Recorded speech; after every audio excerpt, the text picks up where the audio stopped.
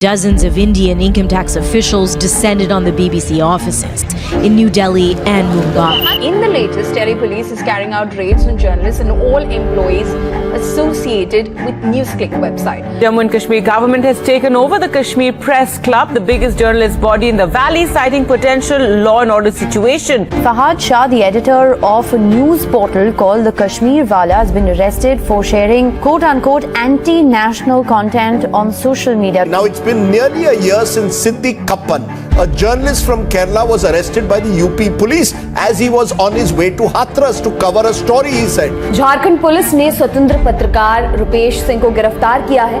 रुपेश को हार्डकोर नक्सली प्रशांत बोस और किशन दास से जुड़े एक मामले में गिरफ्तार किया गया है।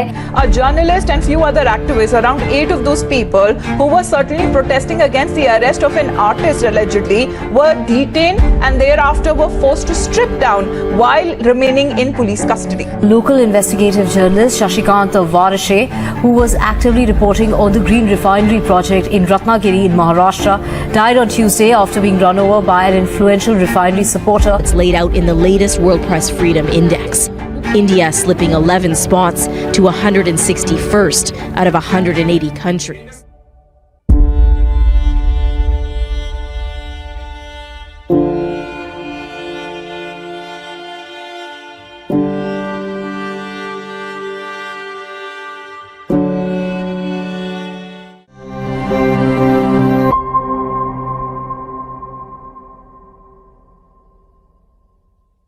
So this session is about persecution, prohibition, and punishment, right? The 3 Ps, right? I'm a film teacher. I call them the underbelly of media, right? Like we have something called the film noir. This is the equivalent of the film noir called media noir, right? So let's see how it goes. I'm going to begin this introduction with some index, some information. कुछ आंकड़े मैं आपको देता हूँ. Numbers. So 2015, 136. 2016, 133. We have climbed up. 17, 36, 136 again. 2018, 138. 2019, 140. 2020, 142. 2021, 142. We have stayed stable. 22 last year, 150, and 2023, 161. ये क्या हो सकता है, आप अंदाजा लगा सकते हैं मेरे ख्याल से. फ्रीडम इंडेक्स के लिए अच्छे दिन, right? And in the last few years हमने देखा है कि कितने अटैक्स हुए हैं जर्नलिस्ट पे. सिर्फ जर्नलिस्ट पे फिजिकल असॉल्ट्स नहीं हुए.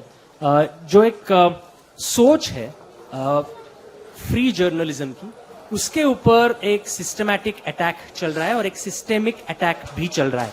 तो to make sense of this today we have gathered here and we have we would like to make sense of whether we will now be perennially divided into those who support whose government. And I'm using the word, the phrase who deliberately. Those who have read Harry Potter would understand this, right? So those who support whose government, and then there are those anti-nationals. Is this division going to be perennial? Is there no way out of this darkness? क्या सच में ऐसे दिन आ गए हैं, इससे कोई रास्ता नहीं है? बर्टोल्ट ब्रेख्ट की एक कविता मुझे याद आती है कि वो लिखते हैं, in the dark times will there be songs or will there be singing? And he answers it brilliantly. He says, yes, there will be singing of the dark times. So with that hope, we have a very eminent panel today. मैं बहुत संक्षिप्त में उनका परिचय करा देता हूँ. We have with us Shohit Mishra. मुझे नहीं लगता कोई इंट्रोडक्शन की जरूरत है. हम जानते हैं सब शोहित मिश्रा कौन है, लेकिन ये एक इंडिपेंडेंट जर्नलिस्ट है who reports on political and social issues through his YouTube channel Shohit Mishra official, right? और आजकल लाल माइक, रेड माइक करके एक चैनल आता है, उसमें भी हमने इनको देखा है, right? He was previously associated with NDTV for 7 years and was the bureau chief of NDTV's Mumbai office. We also have with us Alka Dhukkar. She's an assistant editor of Times of India Plus. Alka Dhukkar also is a multimedia journalist based in Mumbai. She's known for her investigative reporting and has a long experience of working with some of the leading newspapers and also TV channels. Right? We also have with us from MP Dayashankar Mishra. ये एक independent journalist है, एक लेखक भी रह चुके हैं. उनकी हाल ही में एक किताब आई है जिसकी जो बहुत कंट्रोवर्शियल रही है और उसकी वजह से वो हमको बता देंगे कि उनका एक्सपीरियंस उस किताब के बारे में क्या रहा है. He also has a long experience of working in print and digital media, and he was instrumental in launching Bhaskar.com in 13 cities, including Ahmedabad, Bhopal, Indore, Jaipur, Delhi, etc., etc., etc. We also have with us a multimedia lead from Kashmir, Nazir Gane. Nazir Gane is a Srinagar-based media journalist. He's also an artist and a filmmaker. I was very glad to know yesterday that he has studied in FTII as well. He is currently the multimedia lead at Kashmir Observer. Gane extensively writes on health, environment, art and culture for the local and national newspapers. This is another wonderful thing about him. He is also a musician. He plays the musical instrument called rabab very wonderfully. If you want to see his video on YouTube, it's there. It's really wonderful. We also have with us Ipsa Shatakshi. ये एक activist है और अगर आप independent media जरा पढ़ते हैं तो आपको पता होगा कि इनके पति रुपेश कुमार सिंह इनकी गिरफ्तारी हुई है and who has been jailed since July 17, 2022. Now, Ipsa is a student of journalism and mass communication at IGNOU. She is also pursuing a bachelor's degree in law, and the reason is the following. In the hopes of aiding the legal struggles faced by her family now. We also have with us Satyajit Chavan, who has been known for being a key figure in the protests in the Barsu region. He has been consistently raising questions about the conflict between economic development and sustainable ecology. In last April, Section 144 was invoked against him, and I think another of his colleague called Mangesh Chavan, if I'm not mistaken. Therefore, he's no stranger to police repression or state arresting him for his protests, etc. So this is the panel, but to moderate the panel, we also have with us Abhishek Bhosle. Abhishek Bhosle is a researcher specializing in development and communication in England. He has worked as an assistant professor teaching journalism and communication at various universities in India from 2016 to 2022. He generally is very familiar with issues of caste, gender, development, and he does a lot of research on these questions. His another specialization is studying media and questions of caste and gender in relation to media as well. Abhishek is known for his critical commentaries on contemporary issues, and he also shares his Sunday column called Media Mania, in which he shares his points of view. So we have a very eminent panel to make sense of what is happening, what is this state of violence today that we face in journalism, media, and how do we make sense of it. So, Abhishek, I hand over the निखिलनी जी आकडेवारी सांगितली त्याबद्दल एक addition फक्त की 161वा क्रमांक आपण press freedom बद्दल बोलतोय, पण ते किती ह्याच्यामध्ये तर 180 देशांचा अभ्यास होतो त्यामध्ये आणि अनेक वर्ष तो अभ्यास चालू आहे. त्याच्यात आपण 161व्या क्रमांकावरती आहोत. तर ही परिस्थिती आताची कदाचित पुढच्या वर्षी जेव्हा हा कॉन्फ्लिक्ट होईल त्या वर्षी 179 किंवा 80 पर्यंत माहीत नाही. ठीक आहे, तर मला मॉडरेशन करायला बसवलंय, फक्त त्याच्या पलीकडे मी जास्त काही बोलणार नाही, स्ट्रिक्टली मॉडरेशनच करणार आहे. फक्त एक गोष्ट की हे सगळं जेव्हा आपण म्हणतोय की पर्सिक्युशन, प्रोहिबिशन आणि पनिशमेंट, तर हे आपल्याला असं वाटतं की पत्रकारांचं आहे. पण एक गोष्ट लक्षात घेतली पाहिजे की हे ट्रूथ जे आहे सगळं, म्हणजे का केलं जातंय, तर ते ट्रूथ प्रोसिक्यूट केलं जातंय सगळं, की त्याच्यापासून ते हाईड करून ह्या पत्रकारांना टारगेट करता येईल का.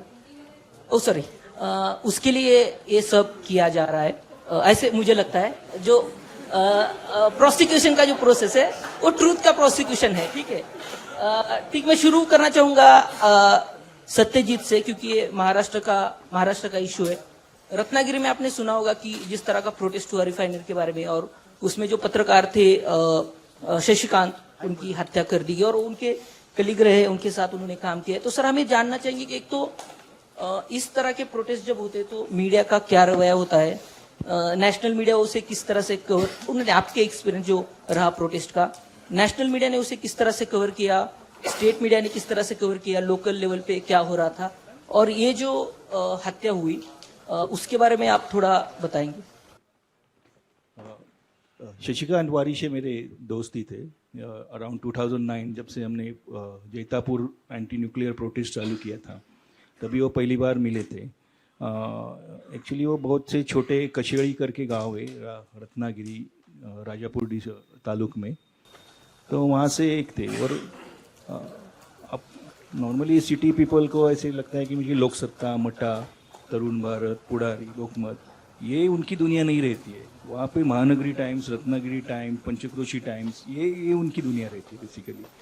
तो ये जर्नलिज्म, और वो उनका कैसे था कि उनके पास एक एक्टिवा थी सिर्फ, और हर एक वाड़ी में राजापुर डिस्ट्रिक्ट और रत्नागिरी में क्या होता है, कुछ पेड़ गिरा तो उसमें किसके कौले टूटे या घर का हुआ तो उसका कॉम्पेंसेशन का मुद्दा है तो वो नहीं मिला. तो ये बेसिक मुद्दा उनका रहता था वारिशी का, कि मतलब इतना ग्राउंड लेवल तक पहुंचने वाला आज तक मैंने दूसरा एक्टिव पत्रकार नहीं देखा. नो फॉर्मल ट्रेनिंग, जस्ट घर का कुछ अपने कोकड़ में कुछ न कुछ आम के पेड़, काजू के पेड़, वो सब संभाल के ये सब करना रहता है. और उसमें पेमेंट वगैरह का कुछ इशू नहीं रहता है. मतलब पेमेंट आया तो आया. वो महानगरी टाइम्स करके था, महानगरी टाइम्स में मेरे हिसाब से कुछ, मैंने आज तक उसका हार्ड कॉपी नहीं देखा है. वो अभी 10 साल से ऐसे चल रहा है कि जब से व्हाट्सएप हो गया है ना, तो ऊपर टाइटल महानगरी टाइम्स और नीचे उसका न्यूज़, वो भले चौथे पेज पे था लेकिन वो कुछ बिल्ड करके हो जाता था. वही पेपर में लोगों को ऐसे साइकोलॉजी की, प्रिंट में आया तो ही न्यूज़, व्हाट्सएप पे जो ऑनलाइन आता है ना न्यूज़, वो ऐसा टाइप किया हुआ वो न्यूज़ नहीं मानते लोग. वो प्रिंट में आएगा तो ही न्यूज़ होता है. ये आज भी नीम शहर या गांव तालुक लेवल का वो माइंडसेट है. तो ये सक्सेस जा रहा है, अभी भी वहां पे सक्सेस जा रहा है. आज न्यूज़ आया, न्यूज़ किधर आया, रत्नागिरी टाइम्स में आया, महानगरी टाइम्स में आया. लोकसत्ता और महाराष्ट्र टाइम्स उनके कंसिडरेशन में भी नहीं है प्रैक्टिकली. कौन कुबेर और कौन उनको कुछ नहीं पता है बेसिकली. वो उनको वारिशी पता है, हाँ ये अपनी न्यूज़ देगा. उनके लिए जर्नलिज्म ये ग्राउंड लेवल पे आने वाला आदमी रहता है, वैसा वो वारिशी था. अराउंड 2009 में जब प्रोटेस्ट चालू हुआ था, वहाँ पे भी बहुत रिप्रेशन हुआ जैतापुर में. वो तबरेज सायकर का फायरिंग में पुलिस ने मार दिया था उसको. तब से वो एक्टिव था, और बाकी के इशू तो वो लेता ही था. लेकिन वो अपने कोकड़ में ये सब आ रहा है, सब पॉलिटिशियन या उनका नेक्सस मुबू माफिया का, तो ये ज़्यादा हुआ. ये नाणार रिफाइनरी जब आई, तो नाणार रिफाइनरी तो मतलब अपने मोदी जी गए थे सऊदी में, तब उधर उन्हें अराउंड सितंबर 2016 में फिक्स किया. तो बाद में महाराष्ट्र गवर्नमेंट ने उठाया कि हम लोग करते हैं. तो उनके थ्रू एक सिंडिकेट बन गया कि ये इनके इन्वेस्टर थे, बीकेसी में, बांद्रा कुर्ला कॉम्प्लेक्स में डायमंड मर्चेंट्स थे. एक पॉलिटिकल पार्टी के सभी इन्वेस्टर फिर वहाँ पे आ गए. तो ये हम लोग का तो आदत ही रहता है आरटीआई में सब मंगाने का. तो वो सब नाम वगैरह सब आए थे, वो पहले छापने लगा वारिशे. तो इसमें कैसे होता है कि लोकल भूमाफिया का एक सिंडिकेट कैसे रहता है कि गांव वाला जो गरजू है, मतलब जिसको जरूरी है पैसे का वगैरह, तो और ये इन्वेस्टर बाहर से पूरे देश से आते थे, दिल्ली से आते थे, राजस्थान से, जयपुर से, इवन कलकत्ता से वगैरह सभी। तो ये सिर्फ प्रॉक्सी भी रहते हैं ज्यादातर, किस मंत्री का कौन सा प्रॉक्सी इन्वेस्टर है इसका इन्वेस्टिगेशन वारिशी करता था बेसिकली, क्योंकि ये अपने नाम पे नहीं लेते। एक ही मिनिस्टर ने अपना मिनिस्टर नहीं था वो आशीष देशमुख, विदर्भ का आमदार, उसने डायरेक्ट लिया, उसका नाम हमको मिल गया। बाकी IAS ऑफिसर है, IPS ऑफिसर है, क्योंकि जब प्रोजेक्ट आता है वो गांव वालों को पता नहीं रहता है, वो लोगों को पता रहता है। वो अपना ये प्रशासन बोलते हैं और पॉलिटिशियन, ये दो क्लास को वो पता रहता है। तो जब भी पता रहता है तो वो सडनली रेट बढ़ जाते हैं रेट के, तो उसका जो इन्वेस्टिगेशन है ना पूरा, हम लोग ये पूरा निकाल के देते थे वो RTI, फिर वो इन्वेस्टिगेशन करता था। तो इसमें लोकल जो भूमाफिया है, जिसने उस वारिशी को जिसने मारा, पंडरी आंबेडकर, ये सभी पॉलिटिशियन के साथ उसके नाम है, नाम नहीं लूंगा, लेकिन सभी पॉलिटिशियन के साथ उसका फोटो है, सबसे मिला है, सभी ने उसके थ्रू इन्वेस्ट भी किया है। लेकिन वो क्या होता था कि एक इंसिडेंट ऐसे हो गया, जैसे कि भराड़ी देवी यात्रा है मालवण में, वो बहुत बड़ा इवेंट रहता है, बहुत बड़ी यात्रा रहती है। तो उसमें जाने का, तो उसने एक DTP बनाया वो पंडरी आंबेडकर ने, उसमें CM एकनाथ जी शिंदे, DCM फडणवीस और PM नरेंद्र जी मोदी, इनके फोटो, इनका स्वागत है, इनका अच्छा होगा, इनके आशीर्वाद से रिफाइनरी होगी। DTP गया, तो DTP गया तो वो तो वारिशी से बात ही हो रहा था, मतलब ये क्या है, ये गुंडा आदमी, उसके पास 4-5 पहले केस थे। हमारे ऊपर भी कोर्ट के, राजापुर कोर्ट के प्रेमाइसिस में ये हमारे ऊपर पत्थर वगैरह मार के हत्या करने की कोशिश की थी, और ऐसे ही 3-4 बार हुआ था, और धमकी भी दी थी। तो ऐसा आदमी तो बाहर घूम रहा था, क्योंकि इनको पॉलिटिशियन का ये था। तो उसने बोला कि ये गुंडा आदमी जिसके ऊपर 4 FIR है, ये अपने CM, DCM और PM को विश कर रहा है कि भराड़ी देवी यात्रा आए और रिफाइनरी हो जाए वगैरह। तो DTP जैसे फैल गया, तो इन्होंने न्यूज बनाई। न्यूज बनाने के बाद 3-4 दिन वो गई नहीं, क्योंकि इसके एडिटर थे। तो बोला ये तो डायरेक्ट DCM, CM और PM का सवाल है। तो लेकिन समहाउ वो 5 तारीख को रात को फ्लोट हो गई।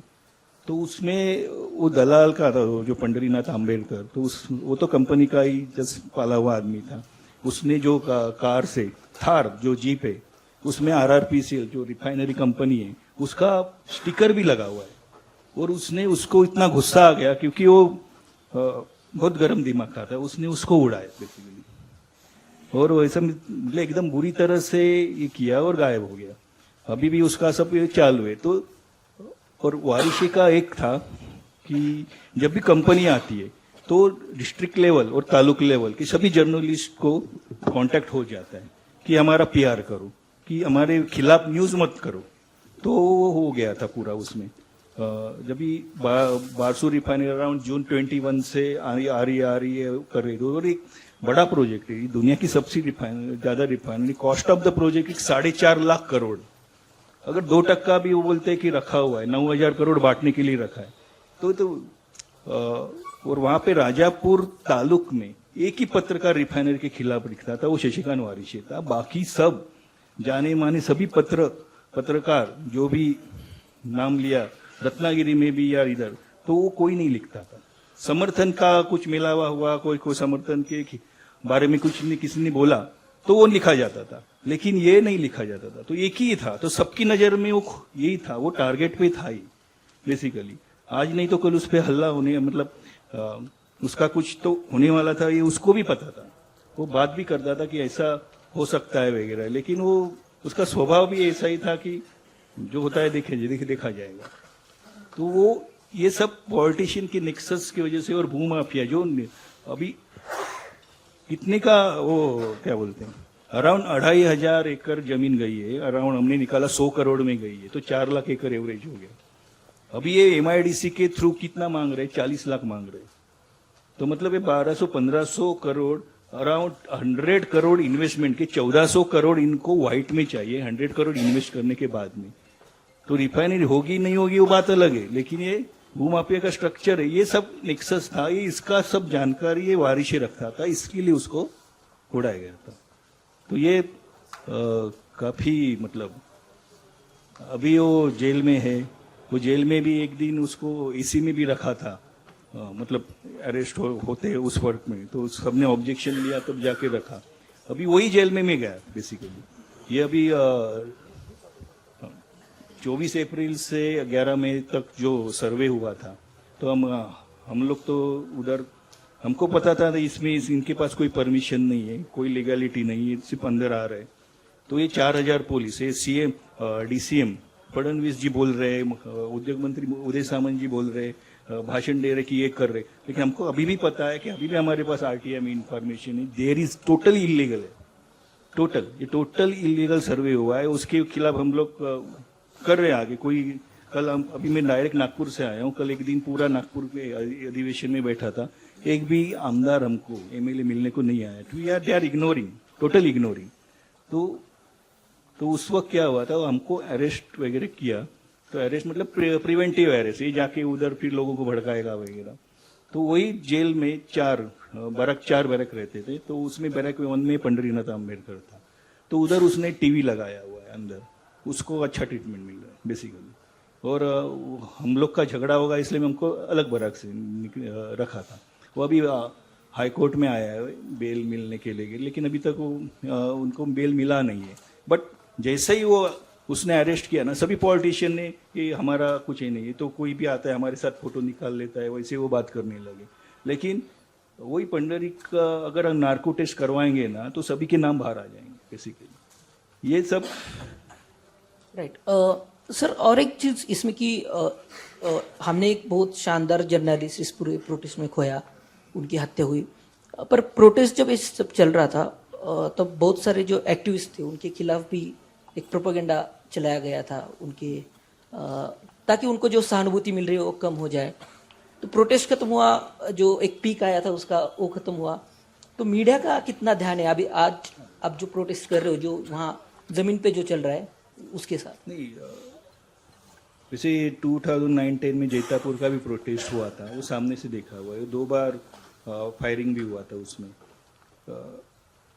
कोई भी आंदोलन शुरू होता है ना, तो एक समझो छोटा मीटिंग होता है तो उसका न्यूज़ बनता है, बाद में वो थोड़ा थोड़ा बढ़ते जाता है, बड़ा मोर्चा निकलता है, या सभी या तो कुछ सेंसेशन होते हैं, ब्लड गिरना मांगता है, तो ही मीडिया का ध्यान बाद में उसमें जाता है।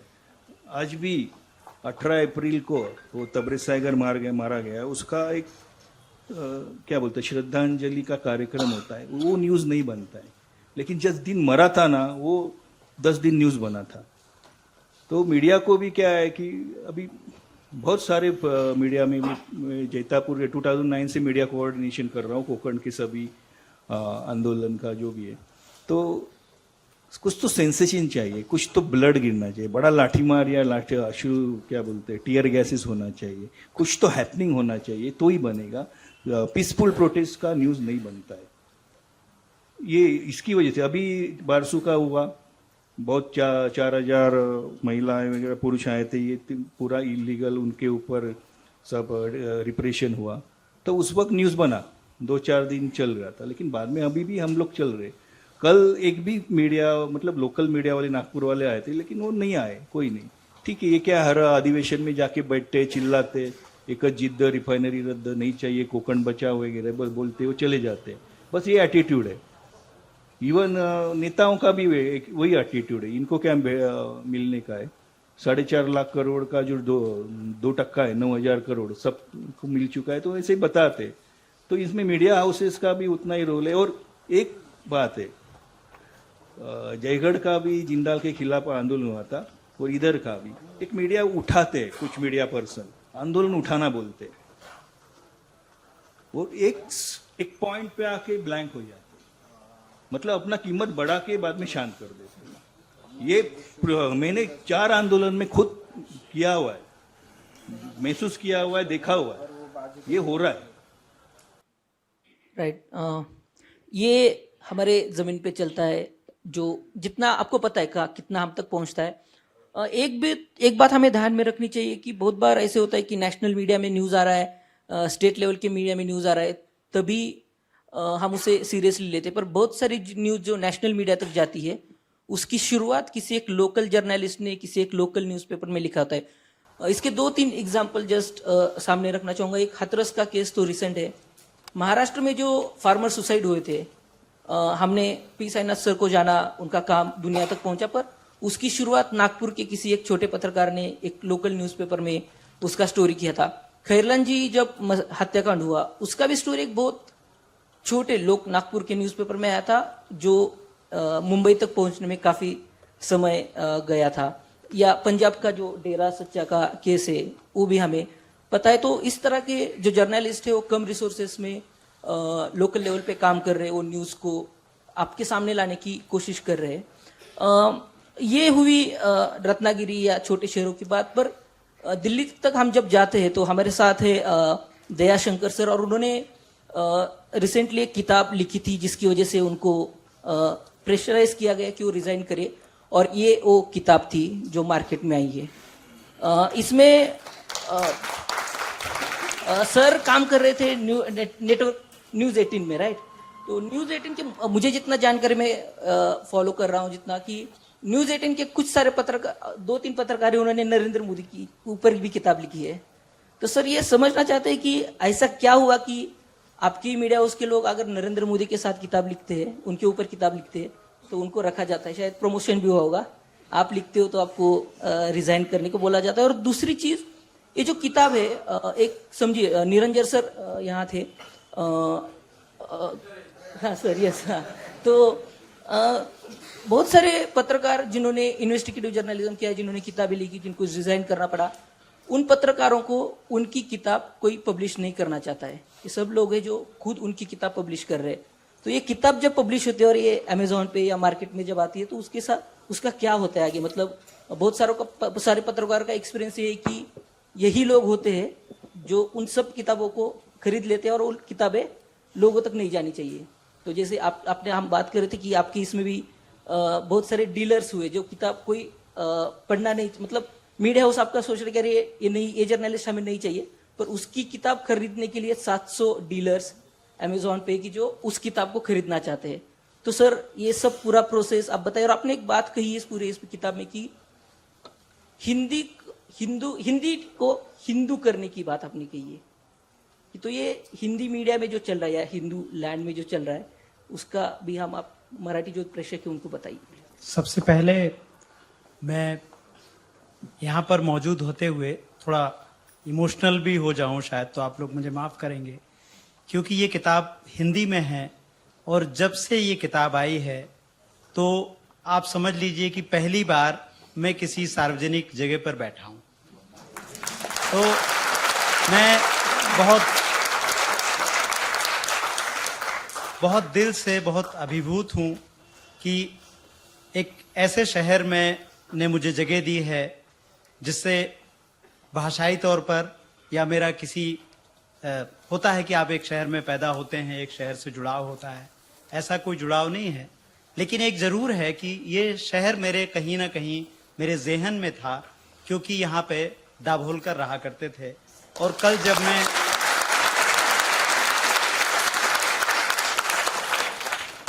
जब मैं सबसे पहले पूना पहुंचा तो अभी निखिल शायद पता नहीं यहाँ पर हैं, मैं देख पा रहा हूँ नहीं देख पा रहा हूँ, निखिल दूसरे वाले निखिल। तो मैंने उनसे कहा कि क्या मुझे उस जगह पे वो ले जा सकते हैं जहां उनको गोली मारी गई थी, या जो उनका साधना पब्लिकेशन है। फिर कल मैं रात को वहां गया, पैदल चल के ही मैं और हमारे सूर्या बैठे हुए हैं, हम दोनों गए उस जगह को, हमने देखा और फिर हमने काफ़ी सारा वक्त उस जगह पर बिताया। तो मुझे लगा कि यही शहर मुझे बुला सकता था।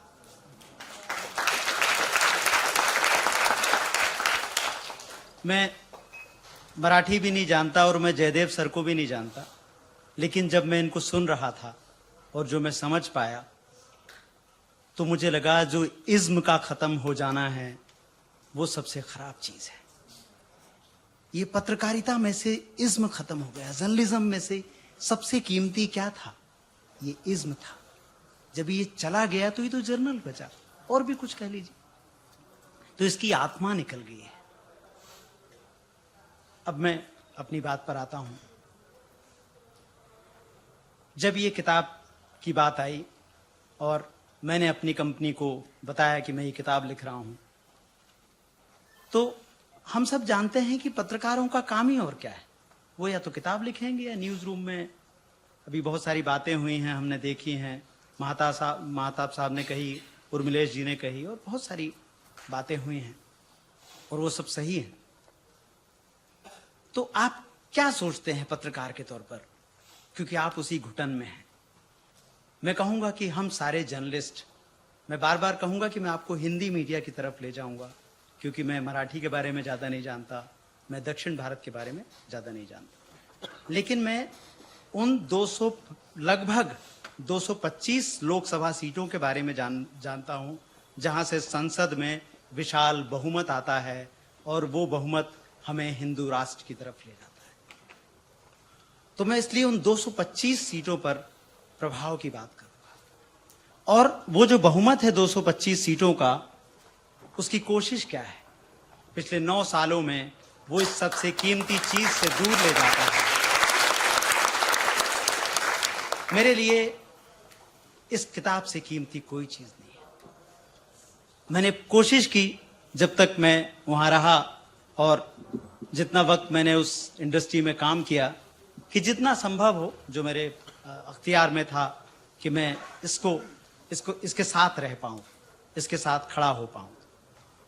तो मैंने कहा, इसी बहुत पुरानी बात नहीं है, 9 नवंबर की बात है, मैंने अपने एडिटोरियल मैनेजमेंट को बताया कि मेरी एक किताब आ रही है। और इसी कंपनी में रहते हुए मेरी एक किताब और आई थी 2020 में, जो मेंटल हेल्थ पर मेरे कुछ लेक्चर होते हैं और कई जगह मैं जाता हूं, उसके लिए थी। तो उस किताब के विमोचन पर जनवरी 20 में ऐसे ही एक बहुत, इससे भी बड़े शायद थोड़े हॉल में, कंपनी का मैनेजमेंट अगली सीटों पर बैठा हुआ था। तो मैं तो उसी रिवाज को निभाने गया था जो मैंने जनवरी 2020 में किया था, उनको बताया। तब भी मैंने मेल नहीं किया था, अभी भी मैंने मेल नहीं किया। मैंने उनको बताया कि मेरी किताब आ रही है, इस बार भी उसका हम आयोजन करेंगे, मतलब ये ऐसा विमोचन होगा। तो उन्होंने कहा, कैसी किताब? मैंने कहा, कुछ ज्यादा खास नहीं है। पिछले 10 सालों में जो देश में ऐसा कुछ हुआ है जो हमको थोड़ा थोड़ा परेशान करता है, जिसके बारे में हम ज्यादा बात नहीं कर पाए हैं, तो किताब में पूरी एक लिस्टिंग है। और ये किताब शुरू होती है 2011 से और ये किताब खत्म होती है अभी जो सत्यपाल मलिक साहब ने पुलवामा पर जो सारी बातचीत कही वो है इस किताब में। और ज्यादा कुछ नहीं है इस किताब में। लिंचिंग की सारी घटनाएं दर्ज हैं, जिसकी शुरुआत इत्तेफाक से हमारे इसी शहर से हुई थी। और मोहसिन खान साहब का बार बार जिक्र आया, तो ये किताब वहां से शुरू होती है। और इस किताब का एक चैप्टर है भीड़ की हिंसा और नागरिक हत्या। जरा आप शोभित अगर इसको दिखा पाएं, आप देखेंगे ये एक एक लिस्ट है पूरी की पूरी। और ये शुरू होती है महाराष्ट्र में, पुणे में मोहसिन खान से लेके और सिलसिलेवार तरीके से नासिर जुनैद तक जाती है। तो लिंचिंग के बारे में हिंदी मीडिया में कोई बात नहीं होती है। अक्सर उसमें एक चीज ढूंढी जाती है कि जो मरने वाला है वही जिम्मेदार है, क्योंकि वो मुसलमान है। कोई ना कोई वजह ढूंढी जाएगी, कोई ना कोई एंकर को कहा जाएगा कुछ लेके आइए, रिपोर्टर को कहा जाएगा या तो वो गाड़ी तेज चला रहा होगा, या उसकी गाड़ी पे कुछ लिखा होगा, या उसकी गाड़ी टकरा जाएगी, कुछ ना कुछ ऐसा होगा। आपको सुनने में शायद थोड़ा अजीब लगे, लेकिन आप इसको ऐसे देखिएगा कि 3 दिन पहले झारखंड के एक पंकज मंडल नाम के मजदूर की आपके मुंबई में हत्या हुई है। और उनकी हत्या जहां हुई है वो एक मुस्लिम बहुल इलाका बताया जा रहा है। आप मेरी बात ध्यान से सुनिएगा। पहली बार नोएडा के हिंदी मीडिया ने, जिसको मैं बहुत जिम्मेदारी से हिंदू मीडिया कहता हूं, उस हिंदू मीडिया ने लिखा पंकज मंडल की मॉब लिंचिंग। मैंने जब पहली बार देखा तो मुझे लगा, अरे ये क्या हो रहा है? मेरे मीडिया छोड़ते से ही सब बदल गया क्या? मैंने जल्दबाजी में तो नहीं छोड़ दिया कुछ? फिर मैंने पढ़ा कि वो उसकी डिटेल्स क्या है दूसरी जगहों पर, तब आपको पता चलता है कि वो पहली बार मॉब लिंचिंग क्यों लिखा जा रहा है। नहीं तो पूरा का पूरा नोएडा का मीडिया, पूरा का पूरा हिंदी मीडिया। मैं जब हिंदी मीडिया कह रहा हूं तो इसमें टेलीविजन शामिल है, इसमें डिजिटल शामिल है, इसमें अखबार शामिल है।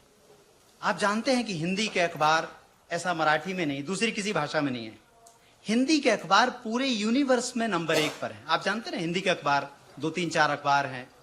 आप देख लीजिए, जैसे मिसाल के तौर पर दैनिक जागरण अखबार है, दैनिक भास्कर अखबार है, ये सब पूरे देश में है। लगभग पूरे देश में कहां है? जहां हिंदी बेल्ट है। तो कई राज्यों में वो हैं और उनका प्रभाव कितनी सीटों पर है? लगभग आप देखेंगे 250 सीटों पर है। तो ये जो हिंदी मीडिया है, ये जब हिंदू मीडिया में बदल जाता है तो वो लिंचिंग के लिए मरने वाले को दोषी ठहरा देता है। आपको मैं ले चलता हूं 2014 में, जब अखलाक नाम के एक व्यक्ति की नोएडा के पास दादरी में जो है उनका मर्डर हुआ। किस लिए मर्डर हुआ? क्योंकि उनके घर में बताया गया कि बीफ है, जो कोई साबित नहीं कर पाया, कोई एजेंसी साबित नहीं कर पाई, लेकिन उसको किसने साबित किया कि वो बीफ था? इसी हिंदी मीडिया ने, जिसको मैं कहता हूं हिंदू मीडिया है। इन्होंने साबित किया कि वो उस अखलाक की हत्या के लिए अखलाक जिम्मेदार है।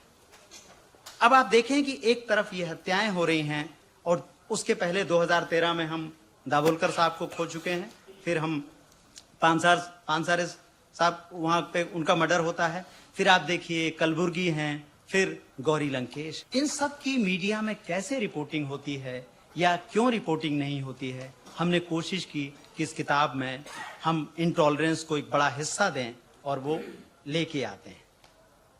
तो कंपनी मुझसे कहती है, और ऐसे एक लंबी फहरिस्त है। आमतौर पर मुझे मराठी का नहीं पता, हिंदी में मोटी किताबें नहीं पढ़ी जाती हैं, फिर भी ये किताब 752 पेज की है।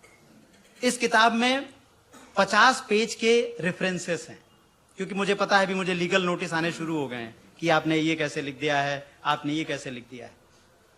अब जब इस किताब के थोड़ा और पीछे ले जाऊंगा मैं, शायद थोड़ा ज्यादा वक्त ले रहा हूं मैं आपका। इस किताब को कोई पब्लिशर नहीं मिलता है, और मैं कहीं गांव में नहीं रहता हूं, मैं दिल्ली में रहता हूं। मेरे एक टीचर हैं जिनकी उम्र लगभग 80 साल है।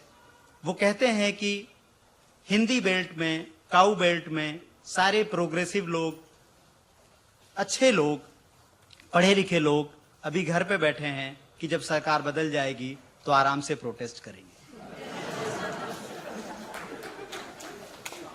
आपके यहां पे बहुत प्रदर्शन हो रहे हैं, लेकिन उधर ऐसा नहीं है। उस तरफ चुप्पियां क्यों हैं? क्योंकि लोग डरे हुए हैं। और ये डराने का काम कौन करता है?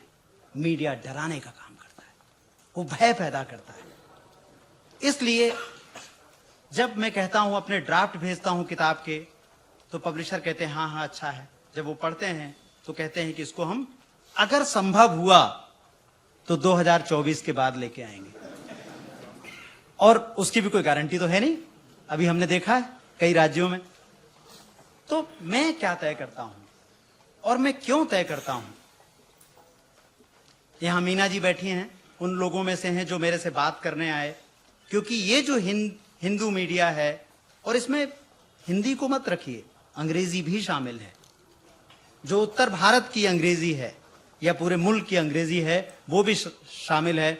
यहाँ सुदीप्तो मंडल बैठे हुए हैं। कल मेरी उनसे बहुत देर रात में बातचीत हुई और उन्होंने मुझे कहा कि आप जब ये कहते हैं तो हिंदी इसमें से अंग्रेजी को या साउथ को इसमें आप इसको बाहर, इसके अंदर रखिए, इसको बाहर मत रखिए। आप देखें कि इस किताब के बारे में एक लाइन में अभी तक कहीं नहीं छपा है। मीना जी जैसे जो अल्टरनेटिव मीडिया है, या जो हम कह रहे हैं कि यूट्यूब मीडिया है, तो मीडिया फिर दो हिस्सों में बट गया। एक वो जिनके पास किसकी जमीन है? हमारी दी हुई टैक्स की जमीन है। ये जो बड़े बड़े मीडिया संस्थान हैं, माफ कीजिएगा, ये हमारे पैसे से चलते हैं। क्यों चलते हैं हमारे पैसे से? क्योंकि सब्सिडाइज है। जिसमें सब्सिडी है वो हमारा पैसा है। जितने बड़े संस्थान हैं इस वक्त देश के, वो सब हमारी सब्सिडी की जमीन पर चलते हैं। तो वो जो हमारी जमीन से प्रेस है, हमारी जमीन के जो मालिकान जो हमारी जमीनों पर बैठ के प्रेस चला रहे हैं, वो एक लाइन नहीं छापते हैं। सारा का सारा जो अल्टरनेट मीडिया है, वो मेरी आवाज को सामने लेके आता है, नहीं तो शायद मैं आपके पास यहाँ आप तक भी मेरी आवाज नहीं पहुंच पाती। तो जब मैं कंपनी से ये कहता हूं कि ये किताब आ रही है, तो कंपनी मुझसे एक ही बात कहती है कि किताब छप गई क्या? छप तो नहीं गई, आ गई क्या मार्केट में? मैंने कहा नहीं, मैं तो बता रहा हूं। तो वो कहते हैं कि एक काम करो, आपके पास एक रास्ता है, अभी दो नहीं है, असल में एक ही है कि या तो रिजाइन दे दो या फिर रिजाइन ही दे दो, क्योंकि कोई और बात ही नहीं है। फिर बहुत सोच के आते हैं वो और कहते हैं अगर किताब छप गई है तो उसको ड्राइंग रूम में रखो, उसको रहने दो, घर पे रखो ना, और झगड़ा खत्म। घर पे रखो, किताब छप गई, बाहर लाने की क्या जरूरत है? कौन पढ़ेगा इस 752 पेज की इस मोटी किताब को? इसको कौन पढ़ेगा जिसका कोई पब्लिशर भी नहीं है? 2024 के बाद तो पढ़ने वाला भी नहीं मिलेगा, उसको भी हम राष्ट्रद्रोही कह देंगे। मैं कहता हूं कि नहीं, कि किताब तो आएगी, और मैं ऐसा इसलिए कहता हूं कि किताब आएगी, मैं बहुत आपसे बिल्कुल भरे हुए दिल से बोल रहा हूं, क्योंकि मैं अपने आप को एक तरीके के अपराध बोध में पाता हूं। मैं अपने आप को गिल्टी पाता हूं कि जब हमारे देश में इतना कुछ हो रहा है, जब हमारे लोग मारे जा रहे हैं, जब हमारी संवैधानिक संस्थाओं पर कब्जा हो गया है, जब सवाल उठाने वाले को हम देशद्रोही कहते हैं, तब मैं उस न्यूज रूम में क्या कर रहा था? तो मुझे लगता है कि मैं इनकी गोलियों से मारा जाऊं या हार्ट अटैक से मारा जाऊं, तो मैं ये चुनता हूं कि मैं हार्ट अटैक से नहीं मरूंगा।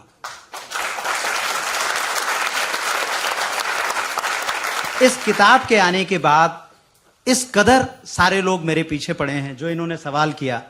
आपको पता है ये किताब मेरी है, इसका मैं इकलौता कानूनी वारिस हूं या पब्लिशर हूं। इस किताब को न जाने कौन से लोग आ गए हैं, 700 लोग बेच रहे हैं, ये अमेजन पर आ गए हैं। हम अमेजन को बार बार लिखते हैं कि हम हैं सेलर, दयाशंकर मिश्रा सेलर हैं, इस किताब का प्राइस ये है, तो हम उनको कंप्लेंट करते हैं रात को। और आप लोगों ने एक कहानी सुनी होगी, ये अगेन फिर हिंदुइज्म मैथोलॉजिकल आ जाएगा, कि वो एक रक्त गिरता था तो कितने पैदा हो जाते थे, रक्त बीज। इसमें हम रात में कंप्लेंट करते हैं 300 बायर की, और अगले दिन 700 हो जाते हैं। तो ये हमारी किताब, अब कौन लोग इसके पीछे हैं कि ये पाठकों तक जा ही नहीं रही है। मेरे को ट्विटर पे इतने लोग लिख रहे हैं कि आपकी किताब को मिलना मुश्किल हो गया है। अब ये कौन लोग हैं जिसमें जो इस रास्ते में आ गए हैं, मैं नहीं जानता। और फिर वही कहानी है कि आप अगर कोई बात कहेंगे तो आपको धमकियां मिलेंगी, आपको गालियां मिलेंगी। मैं शायद इधर 10 सालों में हिंदी का पहला पत्रकार हूं जिसके खिलाफ कंपनी ने फतवा जारी किया है ऑन द ट्विटर। उन्होंने लिखा कि आप किताब बेचने के लिए जो है ये सब कर रहे हैं। आपको पता है हिंदी में कोई किताब 2000-3000 से ज्यादा नहीं बिकती। हिंदुस्तान में इस वक्त कोई ऐसा वो नहीं है राइटर, आपके वो क्या नाम है, चेतन भगत को ना पढ़ते होंगे जिनका हम, पता नहीं इसमें आप में से शायद कोई पढ़ता हो, तो क्योंकि आप लोगों को देख के नहीं लगता, फिर भी तो ये जो चेतन भगत या जो दूसरे वो इस तरीके के भगत लोग हैं, उनकी इन भगत लोगों की किताबें छोड़ के कौन इस 750 पेज की किताब को पढ़ेगा, और उसको छापने से मेरा क्या ही फायदा हो जाएगा। लेकिन कंपनी एक ट्विटर पर एक मेरे खिलाफ एक डिफेमेशन की जारी सूचना देती है, और मैं आपको बता रहा हूं कि उन्होंने मेरे सारे कंपनसेशन रोक लिए हैं। और कैसे रोक लिए? अब जब मैं उनसे कहता हूं मेलबाजियां चल रही हैं, बातचीत हो रही है, तो कह रहे हैं we will meet in court, अगर देखते हैं करते हैं। तो आप परेशान करते हैं। ये आप दयाशंकर को मैसेज नहीं देते हैं। जो वो न्यूज रूम में 150 लोग मेरे निकाले जाने के बाद कुछ ना बोलें, वो चुप रहें, वो डर जाएं, तो आप डराने की कोशिश करते हैं। ये डराने की कोशिश पत्रकार को नहीं है, ये समाज को डराने की कोशिश है। क्योंकि डरा हुआ पत्रकार एक मुर्दा समाज पैदा करता है। इसीलिए उसके अंदर से आवाज नहीं आती है, उसके अंदर से केवल झूठ आता है और लगातार झूठ आता है। और जब मैंने कंपनी से कहा कि मोदी पर किताब लिखने से कोई दिक्कत नहीं है, तो विपक्ष पर या अपोजिशन पर किताब लिखने से क्या दिक्कत है। तो उन्होंने मुझे कहा, आप सोचिए कि सही कहा कि गलत कहा, उन्होंने मुझे कहा इससे आपकी न्यूट्रलिटी पर सवाल उठता है। ये एक ऑफिशियल कन्वर्सेशन है, न्यूट्रलिटी। अब आप सोचें कि प्राइम मिनिस्टर पर लिखना न्यूट्रलिटी नहीं है, लेकिन मोदी पर लिखना न्यूट्रलिटी नहीं है, लेकिन विपक्ष पर लिखना, उन सवालों को लेकर के आना जिन सवालों पर कोई बात नहीं हो रही है, वो न्यूट्रलिटी पर सवाल खड़े करता है। तो अब ये फैसला मैं आप लोगों पर छोड़ता हूं। और एक बात और मैं जोड़ दूं कि पता नहीं इस किताब से क्या रिश्ता है महाराष्ट्र का, लेकिन अमेजन पर ये किताब जितनी भी जा रही है उसमें महाराष्ट्र नंबर 1 है। मुझे नहीं पता कि इसमें दाभोलकर साहब के जिक्र की ऐसी वजह से है या महाराष्ट्र के बहुत सारी घटनाओं की वजह से है, क्योंकि हिंदी के तो पाठक जाहिर होंगे नहीं। लेकिन ये किताब कहाँ पढ़ी जा रही है? ये किताब सबसे ज्यादा महाराष्ट्र में पढ़ी जा रही है। मैं आपको जगह के नाम बता सकता हूँ, कोल्हापुर, सांगली और कोल्हापुर, सांगली, लातूर और मुंबई तो है ही, लेकिन ये जो दूसरे 2 मिनट बस, जो दूसरे ऐसे सब सेंटर्स हैं वहां पर काफी ज्यादा किताब मंगा रहे हैं लोग। और बल्कि लोग ये लिखते हैं कि क्या मराठी में है, और फिर मुझे वो सांत्वना देने के लिए भी लिखते हैं अगर मराठी में नहीं तो हिंदी वाली भेज दो।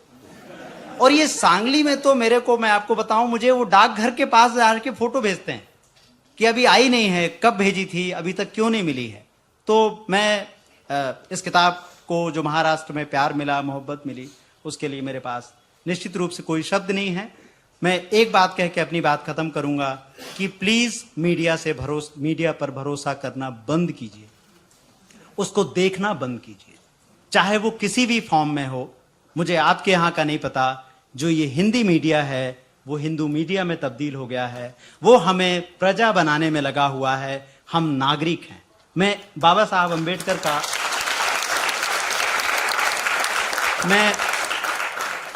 अंबेडकर की एक 3 लाइनें पढ़ के अपनी बात खत्म करूंगा, जो उन्होंने संविधान सभा की बैठक में कहा था। और आप देखिए कि उनकी बात कैसी अक्षरशः है, यानी एकदम सही निकली है। और आप लोग जानते हैं, बुरा मत मानिएगा, इस समय भक्त बनने का फैशन है। बहुत सारे लोग हिंदुस्तान में भक्त कहलाने पर अपने आप को गर्व महसूस करते हैं, प्राइड महसूस करते हैं। बाबा साहब का कहा हुआ मैं एकदम आपको पढ़ के सुनाता हूं। बहुत लंबी बात है, मैं 3 लाइनें केवल बता रहा हूं।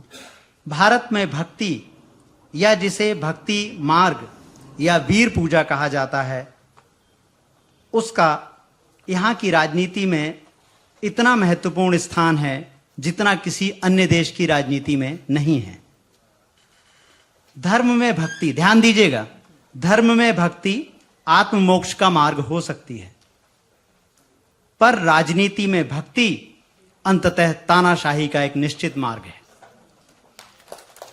अब आप उनके विजडम को सलाम करें, हम सब बाबा साहब के आभारी हैं संविधान के लिए, लेकिन जो ये बड़े खतरे की उन्होंने बात कही है, हम उसके बिल्कुल नजदीक आ गए हैं। हाँ, हम हिंदू राष्ट्र के एकदम नजदीक आ गए हैं। अब हमें तय करना है कि हमें संविधान चाहिए या हिंदू राष्ट्र। आपने बहुत सही कहा। और दाभोलकर की जी हत्या यहीं से बहुत दूर नहीं थी, मतलब जहाँ का राइट। तो आपने जो कहा कि डरने की बात, तो शायद हम लोग डरे नहीं, इसलिए इतनी ज़्यादा संख्या में यहाँ है। और as a person belong media से जुड़ा हुआ इंसान, और हम इंडी जर्नल और इस कॉन्क्लेव से हम आपके साथ सॉलिडेरिटी एक्सटेंड करते हैं जो कुछ आपके साथ हुआ है। यस, बहुत शुक्रिया। उसके बाद हम सोहित मिश्रा जी के साथ जाएंगे। हमें सबको पता है कि एनडीटीवी के साथ क्या हुआ, और सोहित एनडीटीवी से जुड़े हुए थे, उन्होंने रिजाइन किया वहाँ से। सोहित, हमें जानना चाहेंगे कि न्यूज़ में जो आ रहा था वो फाइनेंशियल जो ओनरशिप चेंज, उसके बारे में बहुत सारी चीज़ें आ रही थी, पर न्यूज़ रूम के अंदर क्या चल रहा था, और आप उसके हेड और ये सब होने के बाद भी आप कुछ दिन एनडीटीवी में रुके, तो ये समय क्या था और क्या बदलाव आ रहे थे एनडीटीवी में? जिस तरह का कवरेज होता था पहले, उस वो पूरा बदल गया, तो अंदर क्या चल रहा था? नमस्कार। सबसे पहले प्रथमेश और पूरे टीम का बहुत बहुत शुक्रिया मुझे बुलाने के लिए। मैं शुरुआत करता हूं क्योंकि ये जो टॉपिक हम यहाँ पर बात कर रहे हैं उससे अगर शुरू करें और फिर एनडीटीवी पे जाएं। मैं अपनी बात अगर करूं तो मैं अपने आप को विक्टिम नहीं मानता, क्योंकि ना ही मुझे रिजाइन करने कहा गया, ना ही कहा गया या परेशान किया गया, ना ही मेरी कोई पैसे रोके गए। मैंने रिजाइन इसलिए किया क्योंकि जिस चीज के लिए हम जर्नलिज्म करते हैं, अगर मैं रिजाइन नहीं करता या तो फिर मैं अपने आप से झूठ बोल रहा होता, या फिर जो ट्विटर या बाकी जगहों पर बड़ी बड़ी बातें लिखते हैं उसके लिए मैं जिम्मेदार होता। अगर मैं रिजाइन नहीं करता तो शशिकांत वारिशे के साथ जो हुआ, जो उन्हें रौंदा गया, उसके लिए मेरी भी जिम्मेदारी होती। अगर मैं रिजाइन नहीं करता तो रुपेश सिंह जी जो जेल में हैं उनकी आवाज में कैसे उठा। तो हम जो सब यहां पर बैठे हैं वो इसलिए बैठे हैं क्योंकि हम मरे नहीं हैं। परुलेकर सर मैं उनसे बहुत बात करता रहता हूं तो उनका जिक्र आपको बार बार मिलेगा। उनका एक डायलॉग है कि देश में लोग ज़ॉम्बी बन गए, हम वो लोग हैं जो इंसान हैं। इसलिए हमने डिजाइन करना और यहां पर आकर बैठकर अपनी बात रखने की शुरुआत। बात करते हैं एनडीटीवी से, क्योंकि मेरी पहचान उसी से है। 7 साल पहले 23 साल का एक लड़का एनडीटीवी में ज्वाइन करता है। उससे पहले मैं वहां पर इंटर्न रह चुका था, फिर जूनियर रिपोर्टर बना, फिर आगे बढ़ा और 7 साल के भीतर ही मैं वहां पर ब्यूरो चीफ बन गया, मुंबई का ब्यूरो। वो भी एक ऐसे समय में जब दिल्ली के बाद दूसरा नंबर पर मुंबई आता है। उस ब्यूरो को की जिम्मेदारी मुझे दी गई।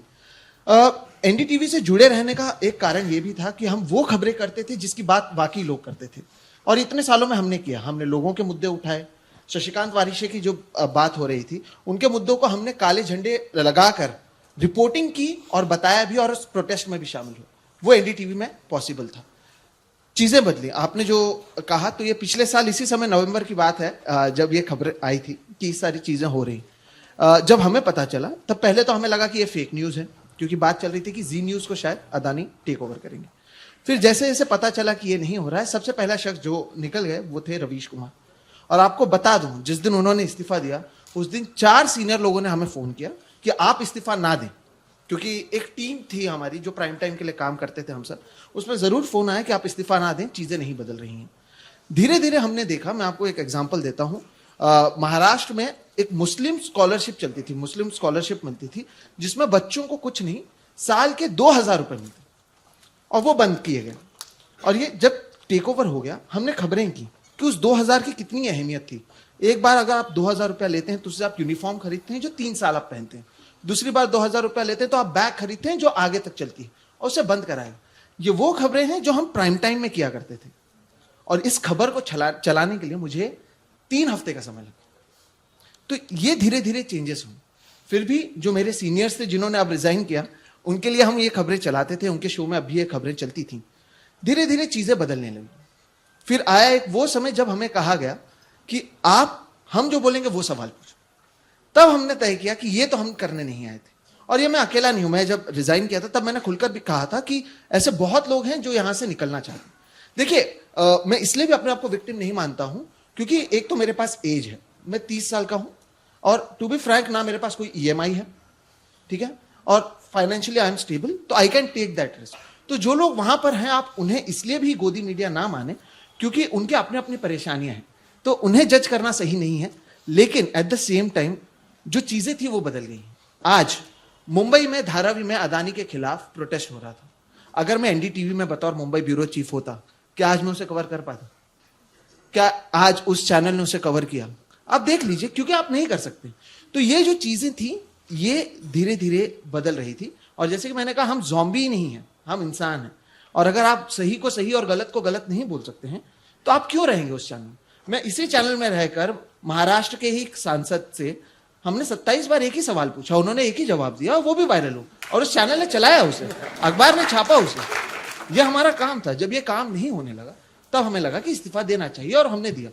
तो चीजें बदली हैं, जिस तरीके से कवरेज होते हैं वो बदला है, लोगों के पैसे बढ़े हैं। मुंबई में एक बड़ा ऑफिस बना है, हमारा ऑफिस इस दीवार से शुरू होकर इस दीवार पर खत्म हो जाता था, लेकिन उसमें जो सुकून था वो शायद अब इस नए बड़े इमारत में आप लोगों को नहीं मिलेगा जो लोग हैं वहां पर। बहरहाल, तो आप अभी देखिए, आप कवरेज क्या देख रहे हैं। ऐसे लोग जो कभी इस चैनल में नहीं आते थे वो रोज आ रहे हैं। सेंट्रल मिनिस्टर्स आकर इंटरव्यू दे रहे हैं जो कभी भी डरते थे और बात नहीं करते। तो ये जो चेंज था, इसके लिए बदलना जरूरी था। उसके अपने आप को नुकसान कहें या कई सारी चीजें कहें, क्योंकि अगर आप लॉजिकली देखें, मेरी उम्र 30 साल है, जैसे कि मैंने कहा, आप एक ब्यूरो के हेड हो, अभी एक मराठी चैनल आने वाली है, प्रॉफिट चैनल लॉन्च हो चुका है, कोई लॉस नहीं था मुझे रहने, ना ही मुझे कुछ कहा गया।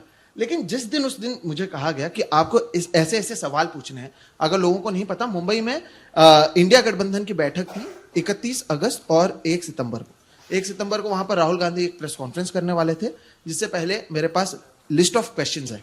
उन्होंने कहा आप उस प्रेस कॉन्फ्रेंस को डिसरप्ट कर दीजिए बतौर पत्रकार, और आप अकेले ना जाएं, अपने दोस्तों को ले जाएं। और ये मैं कह रहा हूं, ये मैनेजमेंट, टॉप लेवल मैनेजमेंट से आया था ये मैसेज आया। मैंने कुछ नहीं किया। पूर्वा यहां पर बैठी है, जो मेरी वाइफ है, शी इज ऑल्सो जर्नलिस्ट। मैंने उससे कहा कि मुझसे नहीं रहा जाएगा, I want to resign. 2 minute में उसने कहा ओके, और शाम को हमने रिजाइन कर दिया।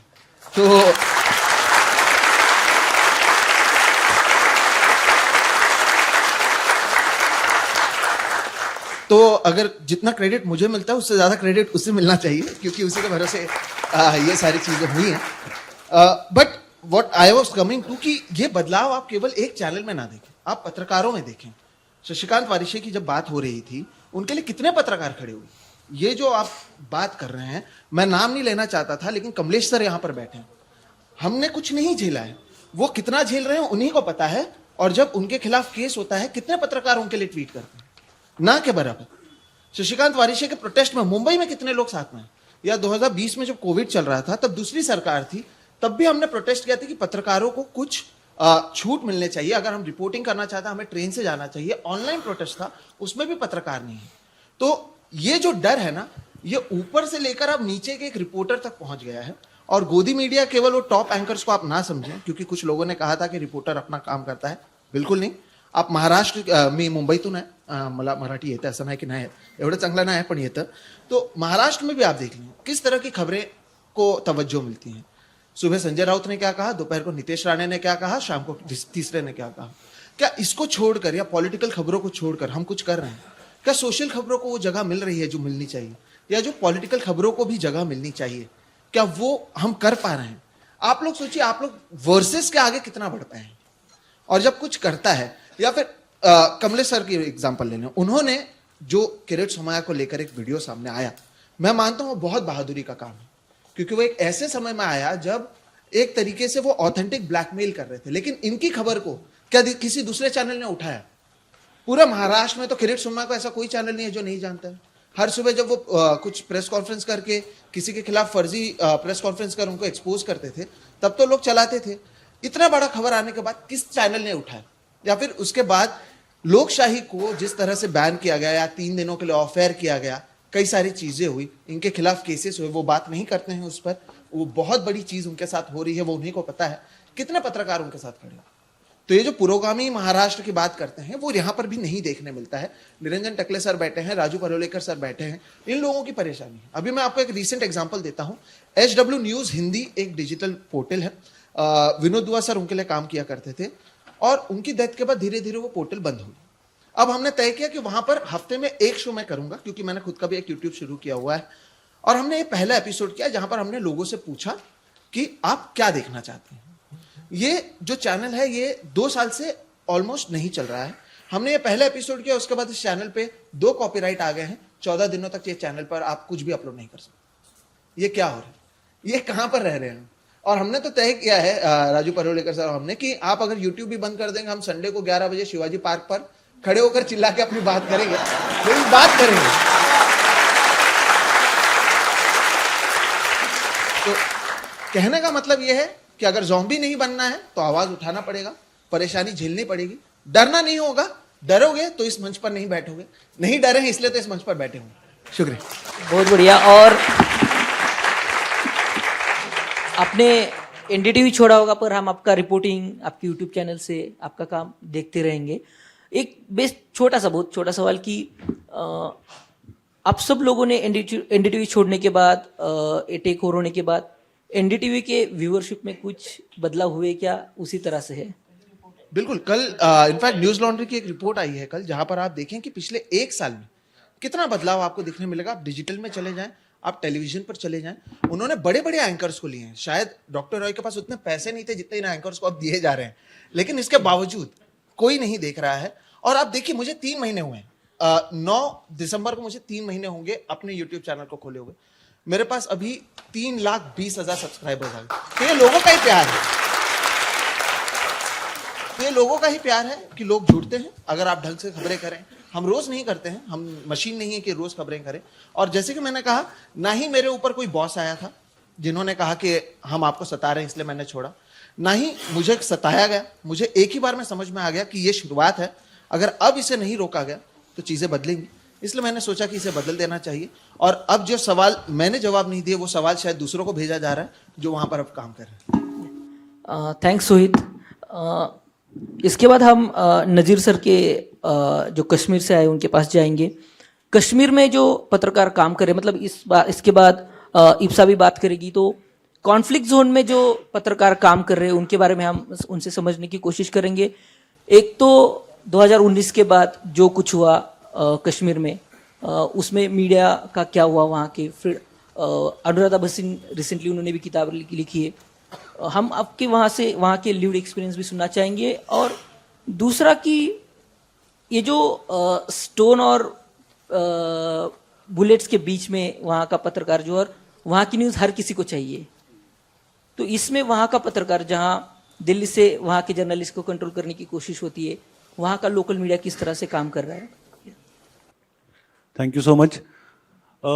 At the outset, I would like to thank Indie Journal, Pune Collective, and all the organizers for actually organizing this kind of event where I can meet well-meaning people. I call them well-meaning, and I feel honored to have attended all the sessions since morning. और मुझे ऐसा लगता है कि जब इन सारे speakers को आप सुनते हैं और डिफरेंट टॉपिक्स पे जब बात हुई, चाहे न्यूज़ रूम की हो, चाहे डाइवर्सिटी की हो, चाहे आप जेंडर बेस्ड इश्यूज की हो, लेकिन जब आप कश्मीर में काम करते हैं, I think we encounter these things very closely from the point blank. आप कश्मीर में एज ए जर्नलिस्ट जब काम करते हैं, you are working on the it's a double edged sword. जब आप यहाँ से भी आपके पीछे पड़े हैं और वहाँ से भी आपके पीछे पड़े हैं, you are writing a story.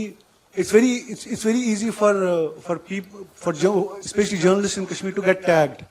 अगर आपकी ऑर्गेनाइजेशन ने आपको डिफेंस बीट कवर करने के लिए दिया है और आप कुछ सालों से या कुछ अरसे तक इस बीट को कवर कर रहे हैं, very diligently, very intelligently, very honestly, तो आपको टैग किया जाता है कि आप आर्मी के सोर्स हैं।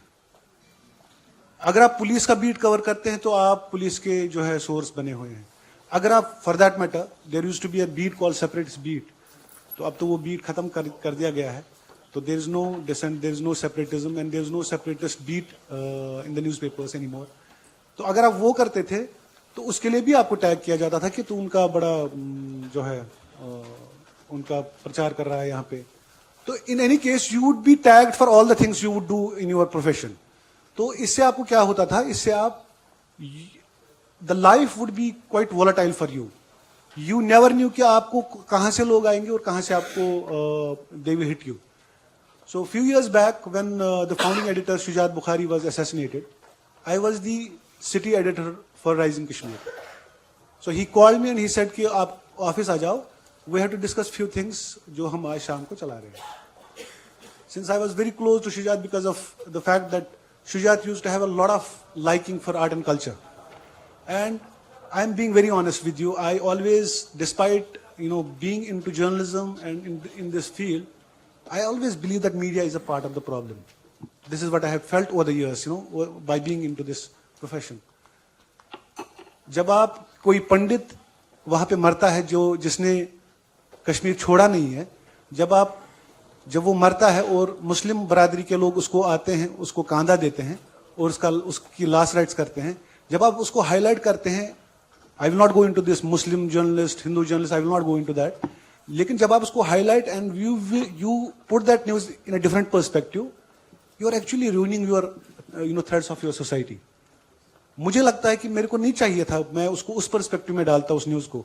We have been living together, Hindu Kashmiri Hindus, जिनको आप कश्मीरी पंडित्स कहते हैं, Kashmiri Pandits, Kashmiri Muslims have been living in a communal harmony. We have our shared past. लेकिन जब हम आज के ज़माने में उन्हीं चीज़ों को डिफरेंट पर्सपेक्टिव में डालते हैं, I think we are doing disservice to our society, to our religions as well. तो कुछ सालों से इस टॉपिक पे रहने के लिए कुछ सालों से हमने देखा, स्पेशली 2019 के बाद, I think we have seen a surge in intimidation, we have seen surge in punishment. आपने वो लॉज नहीं कभी सुने होंगे जो वहां पे इन्वोक किए जाते हैं. अगर आप गवर्नमेंट के खिलाफ या पुलिस के खिलाफ या किसी भी ऐसे इदारे के खिलाफ लिखें जो उनको गवारा नहीं हो. And most importantly we have seen a change in the news terminology. पहले एक डिस्कशन ये होता था कि आप मिलिटेंट को मिलिटेंट लिखते थे, कुछ इंटरनेशनल ऑर्गेनाइजेशंस उनको रेबल्स लिखते थे या कुछ उनको सेपरेटिस्ट लिखते थे, लेकिन suddenly it changed into terrorists. So जब आपका ये पैराडाइम शिफ्ट हुआ न्यूज टर्मिनोलॉजी का, हम इसको उतना ज्यादा इम्पैक्टफुल नहीं देखेंगे कि इससे कोई इम्पैक्ट नहीं होगा. लेकिन for journalists, for writers who are actually writing this history, I think again we are actually taking that side when we write that term. And this did not come from the journalists themselves. This was a diktat that was actually issued कि आज से आप ये terminology नहीं लिखेंगे. अगर आप ये लिखते हैं तो आपका जो है एडवर्टीजमेंट बंद किया जाएगा. इनको पता होगा कश्मीर जैसी जगह पे you have some 500 newspapers coming every day. And you have Urdu newspapers. This is a Muslim majority state where you have mostly Urdu newspapers, but then there are English newspapers as well. Then there are magazines and other periodicals also. And I'm told like this was also a deliberate thing to mushroom the newspapers. You know, they used to think that we have to divide the opinion. It is not a particular newspaper that should carry a particular narrative. So we need to break that narrative. We don't need a particular narrative to go on. So I think this continued over the years. Lekin post 2019, a lot of things have changed on the ground. And at the same, I'm not against the developmental journalism or developmental stories. But if you are getting a diktat that you have to just carry out the developmental stuff on your newspapers, then it becomes an issue. आज का ज़माना ये है, now people are afraid of talking to. यार हम क्यों बताएं आपको इशू, वैसे ही तुम कवर नहीं करेगा, वैसे ही तुम लोग छापोगे नहीं, तो it is useless to talk to you. आप लोग तो वो करोगे नहीं, आप लोग तो फाइनली वही करोगे. And I think कुछ ऐसे ऑफिशियल्स भी हैं जो ये कहते हैं कि यार आप न्यूज़पेपर्स तो माउथपीस ही बन गए. This is coming from the official side also. तो आज के न्यूज़पेपर अगर आप पिकअप करेंगे, you will find most of the news items mostly on the front page of the newspapers. It's mostly from the concern department of information and public relations. So which tells you the current status of journalism in Kashmir.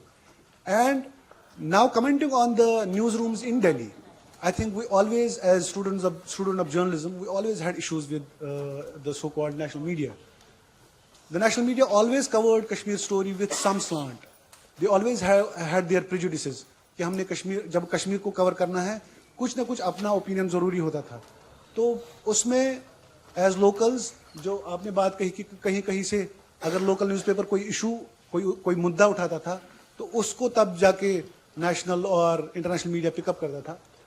Kashmir की बात मैं अगर करूं, आपको मैं ये बताऊंगा कि Kashmir is a politically very charged place where people are very keen to know what is. They are not interested in what is happening in Delhi, but they are interested what's happening in you know Washington. What is US policy on Kashmir? How is Biden meeting on Modi? What is their policy? So this is the kind of discourse that is happening every day with people going to streets, going to these places, and this has over the years this has changed now. There's a deceptive calm prevailing. People are silent, definitely. Post 2019, after the abrogation of Article 370, you may hear these political party representatives just going on Twitter or Facebook or any other social media platforms to register their protest. But people largely have not come out on the streets. It's because they are silent. They are maintaining that deceptive calm, and nobody knows till what time this deceptive calm is going to prevail, and what is the next turn that Kashmir is going to take from here on. और कश्मीर पे बात करना, जब मैं यहाँ आ रहा था, मुझे लगता है कि Pune always has been so welcoming, and when you talk to Kashmiri people, they would first prefer cities like Pune or Bangalore for their children, because security is the big issue. They would not want to go to Delhi or any other cities of UP, because अरे वहाँ पे lynching होगा, वहाँ पे कुछ ना कुछ होगा. In fact, now the atrocities in Aligarh Muslim University has also increased. तो पुणे और Bangalore is a preferred city for any parent. तो मुझे लगता है कि जब मैं यहाँ प्लान कर रहा था आने का, तो my editor also told me कि hey, you have to be very cautious whatever you speak, because at the end of the day तेरे को घर ही आना है. तो वो लोग सब लोग जाएंगे बाहर पे. तो मुझे लगता है कि it's very important if any person is registering his or her thought independently, freely, and not getting intimidated by the agencies back home. अभी आपने देखा post 2019 we have seen journalists getting UAPA, PSAs. एक journalist पे PSA किया लगाया जाता है, फिर उसको after 6 months is being quashed, और जो ही क्वाश किया जाता है उस पे 3 और PSA लगाए जाते हैं कि क्योंकि आपने वो स्टोरी जो है इस सिचुएशन में की थी, आपने ये उसमें कोट नहीं किया था. तो this is a clear indication, this is a clear message to all the journalists. See we know how to mend your ways. तो आप लोग ना अपना जो है टर्मिनोलॉजी चेंज करो, अपना रिपोर्टाज पैटर्न चेंज करो. It's good if you come to offices. It's good if you come to secretariat. We'll give you developmental stuff. We'll give you how many projects we have started. So they will give you the dictation every day. But they wouldn't want to. They would not appreciate कि अगर आप कोई critical analysis करें. हम तो इस चीज से हम तो इसलिए भी अनलकी है. आपकी तरह हमें ये ऑप्शन नहीं है कि भाई साहब बहुत गलत हो रहा है, अडानी अंबानी ये जो सारे लोग हैं ये टेक ओवर कर रहे हैं, मैं जी यूट्यूब जा रहा हूँ. अब हम यूट्यूब पे गए तो हमारा इंटरनेट शट डाउन है, तो क्या करेंगे हम वहां से भी गए और यहाँ से भी गए. हम इंटरनेट शट डाउन की वजह से अभी जब मैं डाइस पे आ रहा था तो किसी ने मुझे बाहर पूछा कि सर क्या वहाँ पे सूरत हाल है. अभी सूरत हाल ये है कि अभी बर्फबारी बहुत हो रही है, lakes have started frozen, or politically the state has actually frozen. You don't have political representatives coming out. They're actually happy not talking, in public. And there's a A team or BJP, B team or BJP, C team or BJP. Everybody is blaming everyone else that you are A team or BJP. So at the end of the day, they are all, kind of helping BJP to gain ground in Kashmir. So this is the kind of situation where people are being confused to the next level. यार कौन है? अभी आजाद साहब resign करते हैं, कश्मीर जाते हैं, अपनी पार्टी अनाउंस करते हैं, and suddenly he is tagged कि यहाँ पे वाइस रॉय हैं मोदी साहब के, and again the discourse starts, again you start confusing people further.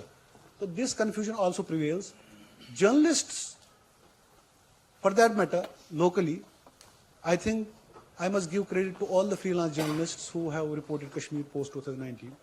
They have done a tremendous job. And wherever and whichever media they have reported Kashmir, they have reported it with some kind of will.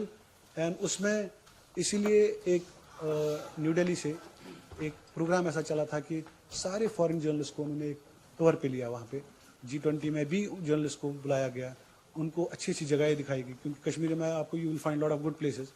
तो उन्होंने भी अच्छी अच्छी जगहों पे लिखना start किया. तो लेकिन locally I think I must give credit to all these journalist who were doing freelancing stuff to lot of national journalists. एक चूंकि Nikhil also said something about me being an artist, so I would really leave you. There's a song called Cholhama Roshe. I don't know whether you guys have listened to it. Since you may not understand Kashmiri, तो एक couplet में उसका थोड़ा आई sing it. तो इसका basically English translation ये है, having snatched my heart you have gone far off, come my love my flower cupid, let us go my friend together jasmine, once dead no one can enjoy life, I hanker for your prosperity, for your love, come oh come my flower cupid, let's go friend together dandelion, the tangled strands of destiny cannot be freed, the populace relishes my humiliation, come oh come my friend cupid। तो इसका जो कश्मीरी है वो ऐसा है, I think this translation has not just to this, ये जो poetry है।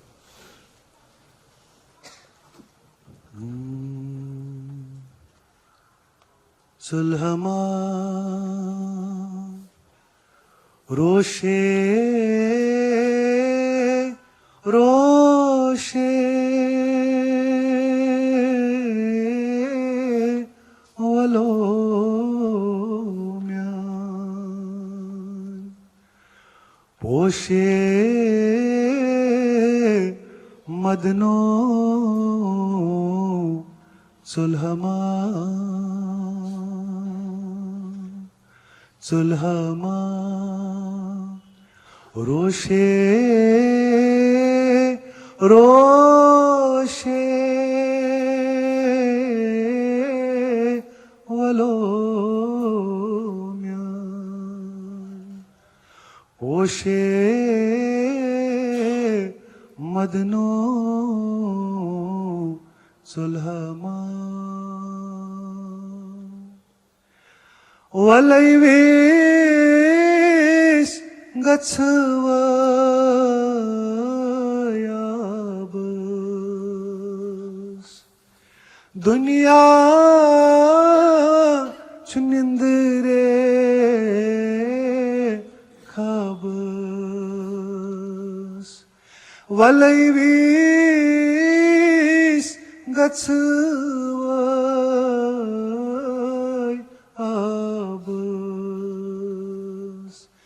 दुनिया चुनिंदरे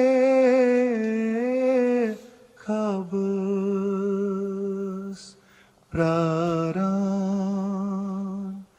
तोर किस जवाबस वलो म्यान पोशे मदनो सुलहमा सुलहमा सुलहमा।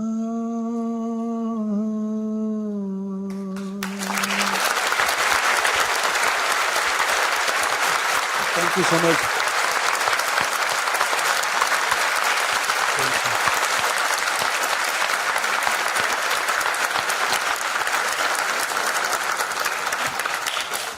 So, whenever I sing this, I get quite emotional, you know, because of the fact that in Kashmir there is a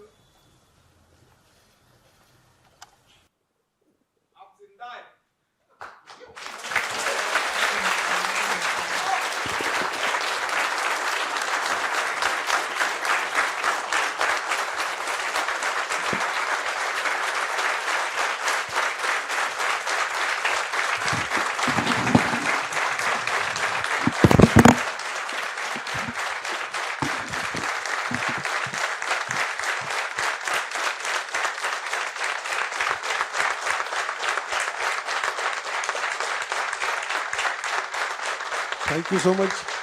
Somebody was telling me in the afternoon that, you know, people in India they are also so heartless. They don't see things happening around them, or maybe in Kashmir. I don't blame them. It is the things that are being fed to them. कि कश्मीर में ये हो रहा है, कश्मीर में इसलिए भी हो रहा है because it's an international place. It's a place where you have a lot of anti-nationals. Every stone thrower is not a stone thrower. He's not an anti-national. He is there because I think वो system एक वहाँ पे develop हुआ है. Why I get emotional? Because of you have an army of mothers who have lost their sons. The sons have never returned. You have an army of people, army of wives जहाँ पे उनके husbands, they have never seen their husbands back home. So I think I'm an optimistic person. I want that we should sing songs of prosperity. We also want to sing songs of peace and prosperity. We also need, we are very intelligent people. We are very hardworking people. We are very resilient people. But we need that window. And we want to connect to the rest of India, where we can, engage with that dialogue. We know people in Maharashtra, people in Pune, they also feel for Kashmir. They also feel for people or the kind of things we face. They also feel for us. तो मुझे लगता है कि इस note पे I think अगर ऐसे events, ऐसे ऑर्गेनाइजेशंस जो डिस्पाइट मीगर रिसोर्सेज ऐसी चीज़ों को ऑर्गेनाइज नहीं करेंगे, we will be lost in something जहाँ से हम कभी वापस नहीं आएंगे. Thank you so much, Indian Journal, and thank you all. Thank you all for your love.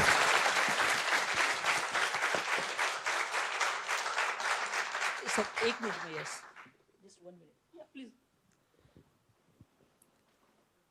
मैं केवल एक बात जोड़ना चाहूँगा. अभी सुबह से हम लोग सारी बात कर रहे हैं और एक चीज़ कहीं ना कहीं मेरे दिमाग में अटक जाती है. ये जो नेशनल मीडिया है, ये क्या भला है?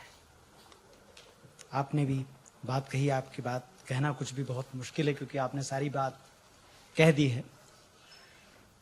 मुझे लगता है कि ये जो नेशनल मीडिया है, इसको हमें अपने दिमाग से बाहर रखना पड़ेगा. ये असल में कोई नेशनल मीडिया नहीं है. ये मैं आपसे तब से कह रहा हूं जब से 15 सालों में मैं उसी का हिस्सा रहा हूं. ये केवल दिल्ली में ऑफिस खोल लेने से अगर कोई मीडिया नेशनल मीडिया हो जाता है तो हमें उससे मानने से इनकार करना चाहिए. मीडिया का काम हमारी आवाज बनना है, रोज एक नया विवाद खड़ा करना नहीं है. तो मुझे लगता है हमें इस टर्म जो बात आ रही है ना कि बहुत सारी टर्म मीडिया कहां से कहां ले जाता है, तो ये कोई नेशनल मीडिया नहीं है. मीडिया केवल वो है जो आवाम की आवाज ले जाता है. और इस वक्त जो नोएडा का मीडिया है, क्योंकि दिल्ली में कोई मीडिया नहीं है, सारा का सारा मीडिया नोएडा में रहता है, तो ये जो नोएडा का मीडिया है, ये केवल एक ही मैसेज पे काम कर रहा है. उस मैसेज का नाम है नफरत. हमें उस नफरत को मोहब्बत से ही हराना पड़ेगा. इसलिए प्लीज अपने दिमागों से इसको हमें बाहर करना पड़ेगा. Thank you. Yes, thank you Nazir ji, आपने जो कश्मीर की सिचुएशन है हमें उससे साझा किया. देखिए, यहाँ बैठ के वॉर चाहिए बोलना बहुत आसान होता है, या कश्मीर में जो कुछ कर रहा है उस पर कमेंट करना बहुत आसान होता है, क्योंकि हम वो नेशनल मीडिया से जो हम तक पहुँच रहा है, दिल्ली से जो पहुँच रहा है, उससे हम हमारे ओपिनियंस बनाते हैं. अगर किसी को लगता है सही में कि हमें कश्मीर में क्या चल रहा है वो समझना है, तो मुझे लगता है कि वहाँ के जो लोकल मीडियाज़ है उनको फॉलो कीजिए, समझने की कोशिश कीजिए, और सब ऑनलाइन आप पढ़ सकते हो सबको. यस, इसके बाद हम जाएंगे कश्मीर की जो बात हुई, उसके बाद झारखंड में, कश्मीर में जिस तरह से टेररिज्म की बात होती है, उसी तरह से आप झारखंड में आते हो तो माओइस्ट मूवमेंट, वहाँ के पत्रकार, ह्यूमन राइट्स, उसकी बात होती है. और ऐसे एक हमारे पत्रकार थे रुपेश, जिनको अरेस्ट किया गया माओइस्ट कनेक्शंस की वजह से. इप्सा में आप खुद जर्नलिस्ट है, हमें जानना चाहेंगे कि रुपेश की जो केस थी वो क्या थी, और झारखंड में इस कॉन्फ्लिक्ट जोन में काम करना कितना मुश्किल होता है, ये डेली लाइफ में रिपोर्टिंग करना, जहां सीआरपीएफ का इतना प्रेजेंस है, माओइस्ट प्रेजेंस है. तो आप एक किस तरह से इस सिचुएशन में काम करते हो, और स्टेट का रिस्पांस किस तरह से होता है, माओइस्ट ऑर्गेनाइजेशन जो उनका रिस्पांस किस तरह से होता है? सबसे पहले तो मैं इंडी जर्नल और पुणे कलेक्टिव का आभार व्यक्त करूंगी, उनको धन्यवाद कहना चाहूँगी, और साथ में आप सभी लोगों का जो यहाँ हमें सुनने के लिए यहाँ मौजूद हैं. आज का जो मीडिया कॉन्क्लेव था, इसका जितना भी सेशन रहा है, जितना भी मैंने सुना मुझे लगा कि ये बहुत ही जरूरी मुद्दे पे रहा और ये होना चाहिए, बार बार होना चाहिए। मैं फिर से इस कॉन्क्लेव को करने के लिए इंडी जर्नल को धन्यवाद करती हूँ। अभी जो आपने पूछा कि झारखंड में किस तरह से, जैसे कि अभी ये बता रहे थे कि कश्मीर में अगर आप काम करते हो, अगर आप जो लोग हैं उनके पक्ष में अगर आप लिखते हैं, बोलते हैं, तो किस तरह से आपको एक नए नाम के साथ जोड़ दिया जाता है, टेररिज्म के साथ जोड़ दिया जाता है। वैसे ही जो रिमोट जो एरियाज हैं, जैसे झारखंड जैसे एरिया हैं या फिर छत्तीसगढ़ है, जहां बहुत ही रिसोर्सेस हैं, जो बहुत रिसोर्सफुल जो एरिया है, तो वहाँ जाहिर सी बात है जितना वो रिसोर्सफुल रहेगा, जो हमारे कैपिटलिस्ट हैं उनकी नज़र उतनी ही वहाँ रहती है।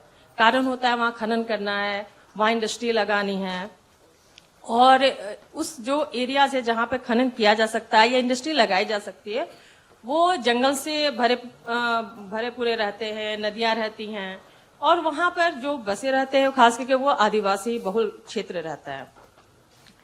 आदिवासी जो कम्युनिटी है उनको लोग ऐसे भी उनके जुझारूपन के मतलब ये विशेषता के कारण जानते हैं, वो जल जंगल जमीन को बचाने की लड़ाई लड़ते रहे हैं अभी तक भी। रुपेश जैसे जो पत्रकार हैं, अगर मैं कहूँ तो झारखंड में रुपेश हैं, छत्तीसगढ़ में ये कमल शुक्ला जी हैं और संतोष यादव जी हैं, ऐसे मतलब बहुत सारे नाम हैं। मैं बस कुछ का टाइम को कम लेने के लिए मैं बस इतने लोगों पे बात कर रही हूँ अभी। तो ये लोग जो वहां पे आदिवासियों के साथ जो स्टेट का जो रिप्रेशन चलता है, स्टेट किस तरीके से अलग अलग बहानों से वहां के आदिवासियों को का दमन करती है और किस तरीके से वो जमीन को खाली करवाने के लिए वो कोशिश की जाती है। जैसे कि कभी वहां चूंकि वहां ये रेड जोन बना दिया जाता है कि वहां माओइस्ट है, माओइस्ट को खत्म करना है, इस नाम पे वहां सीआरपीएफ कैंप लगाए जाते हैं और सीआरपीएफ कैंप की संख्या भी बढ़ाई जाती रही है, अभी तक भी वो बढ़ ही रही है और आगे भी और बढ़ाई जाएगी। और जब ऐसे कैंप स्थापित किए जाते हैं, मकसद तो एक ही है, चाहे, और दूसरी बात कि हम ये कहेंगे कि किसी हम खास पॉलिटिकल पार्टी को ही हम दोषी नहीं ठहरा सकते हैं, क्योंकि झारखंड में एक ऐसी पार्टी है जो बीजेपी की एंटी पार्टी खुद को कहती है, लेकिन वहां भी हालत वही है, अभी हालात कुछ अच्छे नहीं हैं। तो खैर जो सीआरपीएफ कैंप जो लगाए जाते हैं, तो उनका मकसद सिर्फ एक ही होता है, आदिवासियों का अलग अलग तरीके से दमन करके वहां से उन्हें डराना, धमकाना, वहां किसी तरीके से वो भाग जाएं। और वहां सबसे ज्यादा जो देखने को मिलता है वो फर्जी इनकाउंटर मिलते हैं, मतलब माओवादी के नाम पे इनकाउंटर्स किए जाते हैं, लेकिन जब हम तह में जाके देखते हैं तो मालूम पड़ता है कि वो बहुत ही निर्दोष सा एक आदिवासी था। ऐसे एक मामला हुआ था 2017 में जून में। एक मोतीलाल बास्के नाम का एक आदिवासी था, जो मतलब वहाँ झारखंड जो है, झारखंड का गिरिडीह जिला है जहाँ पारसनाथ पहाड़ी है, और वो जैन धर्म के लिए भी एक पूजनीय स्थल है और आदिवासी लोगों के लिए पूजनीय स्थल है। साथ में वो मतलब टूरिज्म का एक बहुत ही शानदार जगह है, वहां लोग घूमने जाते हैं। तो वहाँ क्या है कि सब लोग पहाड़ी पे चढ़ नहीं पाते हैं, तो वहाँ डोली मजदूर काम करते हैं, जो डोली में बिठा के लोगों को वहां का राउंड करवाते, भ्रमण करवाते हैं। तो वो जो मोतीलाल बास्के था वो एक डोली मजदूर था, लेकिन इनको 2017 के जून की बात है, एक इंसान की हत्या की जाती है, मोतीलाल बास्के नाम था, और ये दिखाया जाता है कि वो एक इनामी माओवादी था, दुर्दांत माओवादी था। उसको मारने वाले लोगों को जो है, जो सीआरपीएफ के जो लोग थे, तो उस समय जो तत्कालीन जो डीजीपी थे वो 15 लाख रुपए का इनाम भी बांटे थे सारे लोगों के बीच में, क्योंकि एक इनामी माओवादी मारा गया। ये न्यूज आई 2016 में हमारी शादी हुई, तो उस समय रुपेश के साथ ही मैं थी, तो रुपेश ने देखा न्यूज़पेपर में, उन्हें लगा, ड्रेसअप से लगा कि ये तो मतलब एक लग रहा है कि बहुत ही लुंगी और साधारण सी गंजी जो में एक इंसान है जिसके बगल में एक हथियार रखा हुआ है। तो उन्होंने कहा ऐसे ही नॉर्मली कि नहीं, ये तो मतलब ये जो दिखा रहे वो नहीं है, मामला तो कुछ और ही होगा। उन्होंने इस पर ग्राउंड रिपोर्टिंग भी की और पता चला कि जिसको दुर्दांत माओवादी बताया जा रहा था उनको सरकारी योजना का, बहुत सारी योजनाओं का वो लाभ भी ले रहे थे, वो जो मोतीलाल बास्के जो थे। तो ऐसे लोगों को, और उसके पहले जो वहां की राज्यपाल थी उस समय एक प्रोग्राम में गई हुई थी, तो उस प्रोग्राम को वो होस्ट भी कर रहे थे। और ऐसे लोग को भी वहां कि ये दुर्दांत माओवादी थे, ये इनामी माओवादी थे, ऐसे कह के मार दिया जाता है। जिस समय ये रुपेश ने रिपोर्टिंग की है, ये 2017 मई से, और उसके के बाद वो रिपोर्टिंग जो है वो द वायर में भी आई और काफी मतलब हाईलाइट भी हुई थी। वहां पे जाके करने के बाद फिर अभी जो रूलिंग पार्टी है झारखंड में, तो उन्होंने भी मिलकर, जो उस समय वो लोग विपक्ष में थे, तो सारे लोग मिलकर एक दमन विरोधी मोर्चा भी बनाए थे और मोतीलाल बास्के के लिए न्याय दो, ऐसा करके राजभवन के सामने जो है प्रदर्शन भी किया गया, सब कुछ किया गया। खैर ये एक समय चला।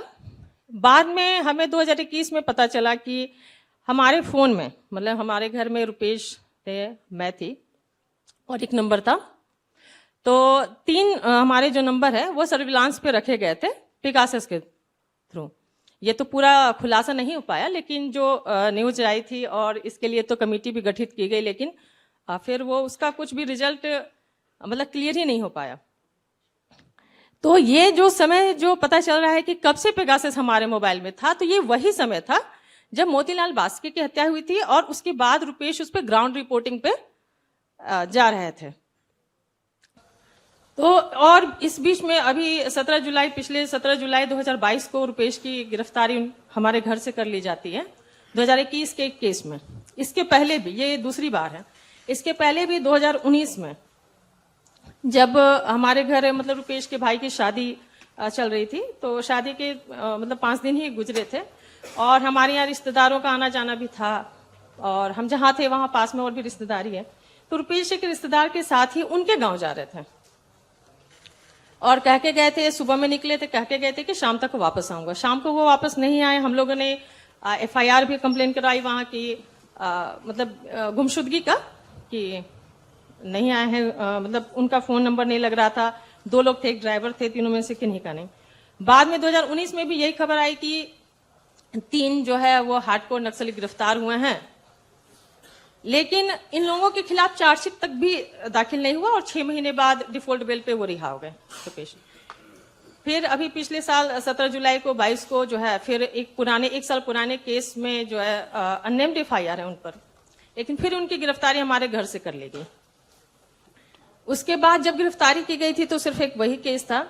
गिरफ्तारी के बाद धीरे धीरे करके 3 और केस लगाए जा चुके हैं और चारों केसेस में जो भी सेक्शंस हैं, मतलब चारों केस जो है उसमें UPA लगा हुआ है और सारे सेक्शंस मतलब कॉमन ही है, एलिगेशन भी सेम है कि माओवादियों के साथ जो है कनेक्शन है।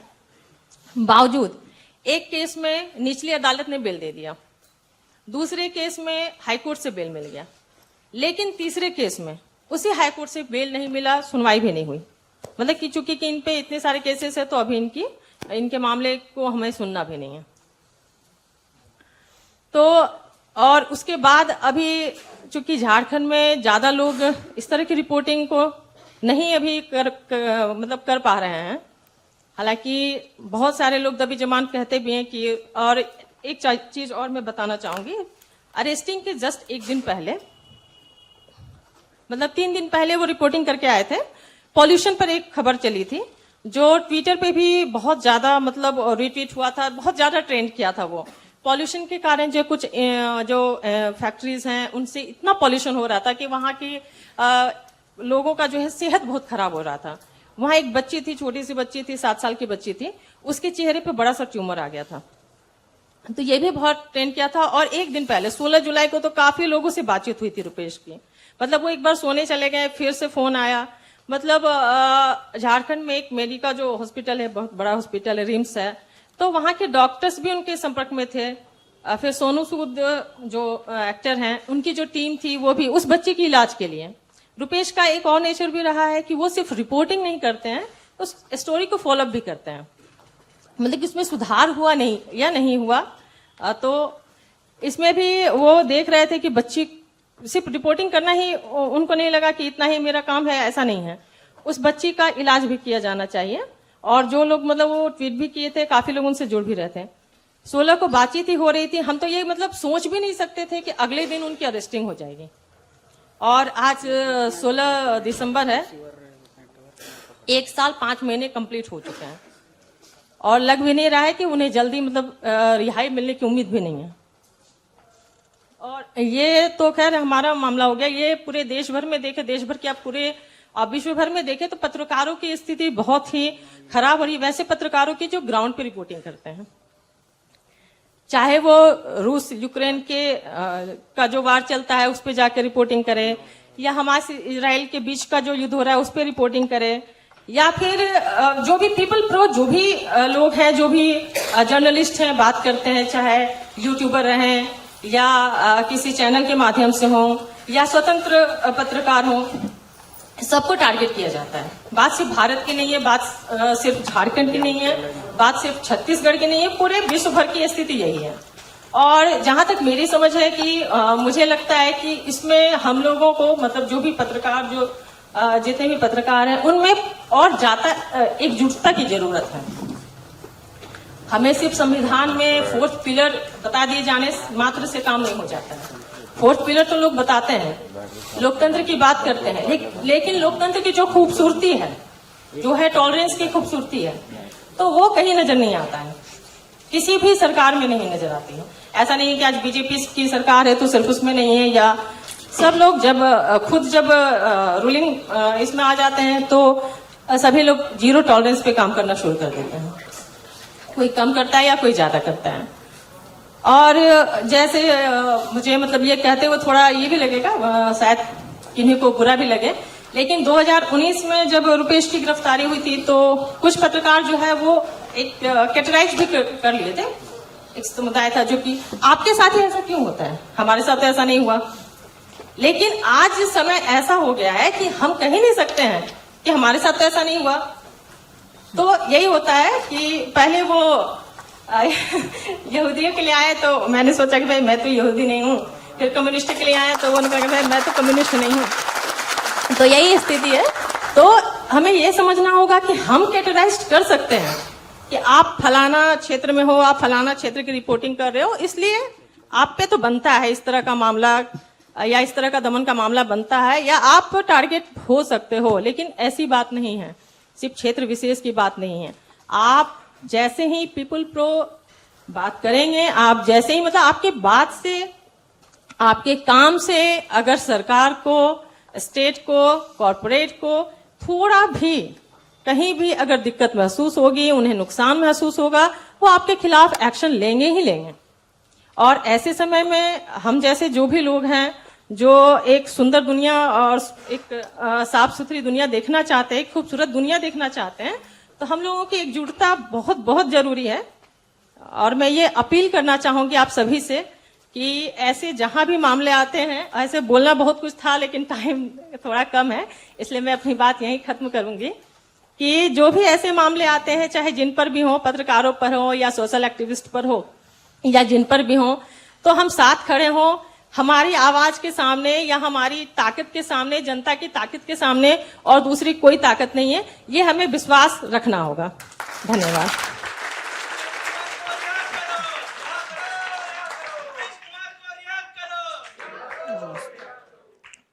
जरूर सर, ये जो सवाल पूछते हैं लोग कि आपके साथ ही क्यों होता है, क्योंकि रुपेश जैसे पत्रकार जल, जंगल और जमीन की बात करते हैं, वो झारखंड जैसे एरियाज में काम करते हैं।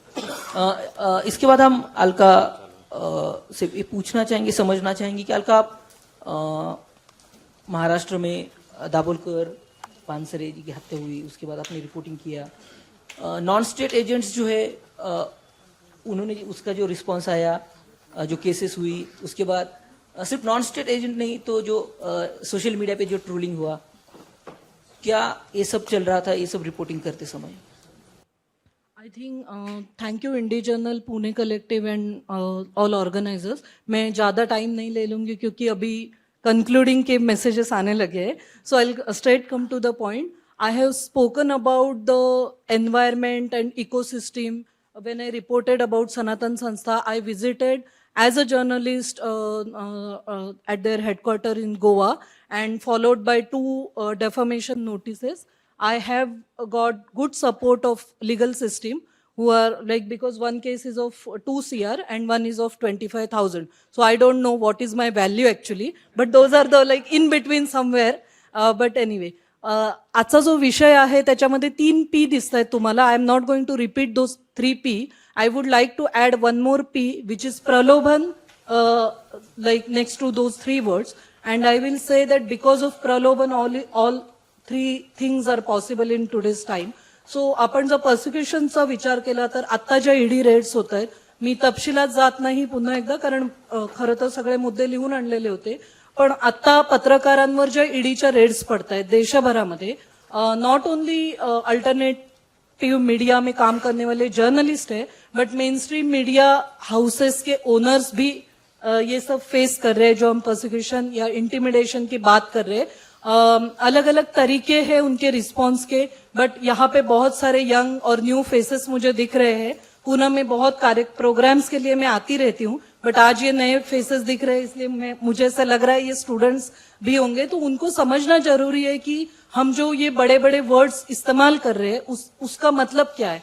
तो ये जब ऐसे ईडी की नोटिसेस आते हैं, बिना कोई वारंट आपके घर पे घंटों तक जो जांच हो रही है, ये सब इंटिमिडेशन, या जो हमने अभी बात सुनी सत्यजीत की, उनके दोस्त की जैसे हत्या की गई, या यहाँ पे जो बात कर रही है जेलों में डाला जा रहा है, ये सभी बातें जो है ये प्रोसिक्यूशन की बातें, जर्नलिस्ट लोगों को कैसे तकलीफ दी जा रही है. प्रोहिबिशन की बात बहुत ही महत्वपूर्ण बात है मेरे हिसाब से, क्योंकि मैंने रिसेंटली आनंद बागायतदार सर का इंटरव्यू किया था. He was I think secretary of Rajya Sabha media representatives, and that podcast is still available. It is not of air yet. Times of India ka podcast. You can go and listen to all his points. So the point is, we have shifted to new parliament building, but the restrictions has continued and increased on the journalists. So entry जो journalist को मिलती थी उसके लिए lottery system लगाई गई है. अभी तो मुझे लगता है visitors gallery and वो passes पे भी restrictions आने वाले हैं. और कोविड के नाम पे जो restrictions journalist पे लगाए गए थे during lockdown, वो कंटिन्यू किए गए हैं. और उसके वजह से इतना बड़ा सफर हम कॉमन पब्लिक कर रहे हैं, क्योंकि हमें जो न्यूज दी जा रही है वो एक सर्टन न्यूज एजेंसी की न्यूज आ रही है. क्योंकि जो रीजनल जर्नलिस्ट है, ये किसने रीजनल और नेशनल डिस्ट्रीब्यूशन या डिवाइड किया है पता नहीं, but there are certain criterias, and those journalist Marathi सगळ्या पत्रकारांना तिथे आता एंट्री मिळत नाही. आणि आपल्या सगळ्यांना हे माहिती पण नाही आहे. We are not even aware that filtered information, propaganda या certain selective information हम तक कैसे पहुंचाई जा रही है. And this is prohibition. If you remember, if you don't remember, go and Google about gag order, which was put, I think, during Sohrabuddin encounter case. Few journalists came together and gave a solid fight. और Sohrabuddin case की जो gag order थी, जो prohibition था एक तरीके से, तो वो निकाल दी गई. तो आई एम नॉट सेइंग कि आप जैसे बोल रहे हैं, I am sorry to differ here, कि आप न्यूज़पेपर या न्यूज या मीडिया को फॉलो करना बंद मत कीजिए. आपके हाथ में as a viewer, as a audience, as a reader, आपके हाथ में रिमोट है, आपको ब्रेन्स है, तो प्लीज उसका इस्तेमाल कीजिए. ऐसे में बात बोलूंगी. और ऑडियंस ने क्या करना चाहिए ये बात बोलना मेरा काम नहीं है. मेरा जो काम है वो काम करना मेरा काम है. तो आपका जो एक विजडम है वो अप्लाई करेंगे, ऐसी मैं आशा हमेशा करती रहती हूँ. हालांकि मैं आनंद तेलतुंबड़े सर को एक प्रोग्राम में मिली थी, तो मैंने उनको पूछा, सर कैसे लग रहा है, अभी बाहर हो इतने दिन से, did you miss anything? In one line, being Anand Teltumbde, he sir, हाँ छोटे जेल से बड़े जेल में आया हूँ. So that is the thing. But then हमारे पास पाश भी है जिसने बोल के रखा है कि सपनों का मर जाना जो है वो बहुत खतरनाक होता है. जहाँ ज़ोंबी की बात की, जहाँ पे हमने कश्मीर से ये इतना बड़ा फोक म्यूजिक सुना, तो हमारे सपने मरे नहीं है और हम मुर्दा भी नहीं है. इसलिए हम सब यहाँ बैठे, और बाहर सोसाइटी में बहुत सारे ऐसे लोग हैं. तो पनिशमेंट की बात अभी हम करते हैं, तो रुपेश जैसी केस है.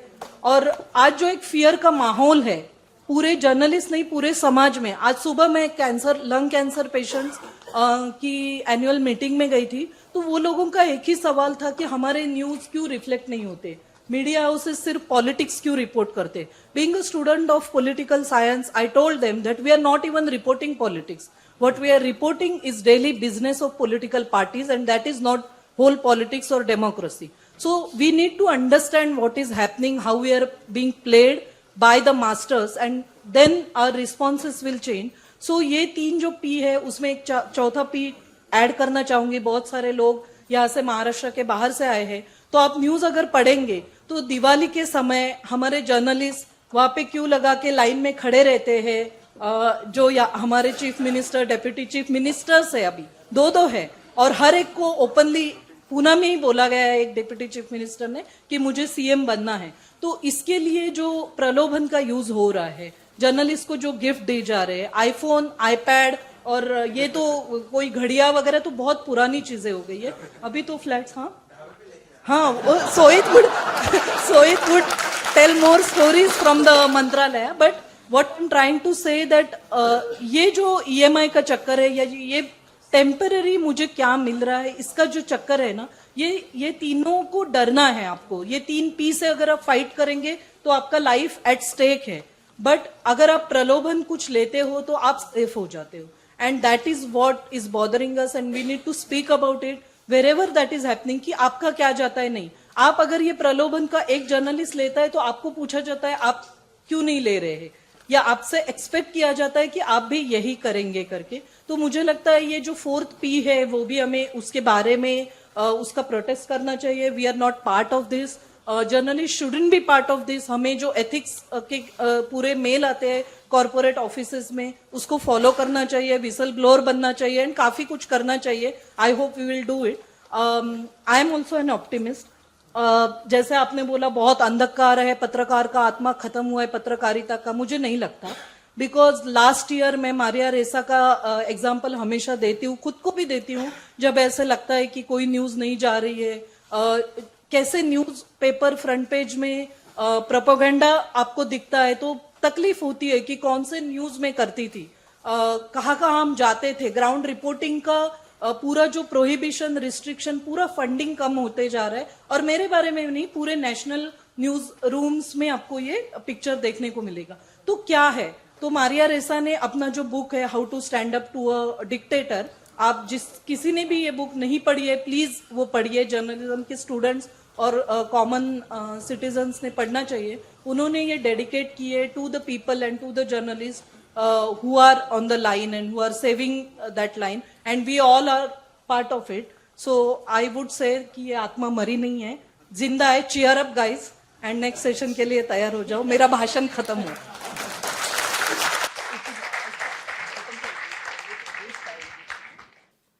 मैं सिर्फ एक चीज और बताना चाह रही थी कि 2019 में जब रुपेश जेल में थे, 6 महीने जब वो जेल में रहे, फिर बाहर आने के बाद उन्होंने एक किताब भी लिखी, कैद खाने का आईना, जो काफी लोगों ने पढ़ा है. वो अमेजन और फ्लिपकार्ट पे भी उपलब्ध है. काफी लोगों ने पढ़ा और कहा है कि जेल के सुधार के लिए या जेल जीवन को समझने के लिए वो एक अच्छी किताब है. आप सबसे माफी मांग के, क्योंकि हम टाइम से बहुत आगे चल रहे, तो क्वेश्चन आंसर नहीं करेंगे. सॉरी, पीछे चल रहे, क्वेश्चन आंसर नहीं करेंगे. ये सब स्पीकर यहाँ अवेलेबल है, आप उनसे बात कर सकते हैं. Thank you all of you for joining for this panel.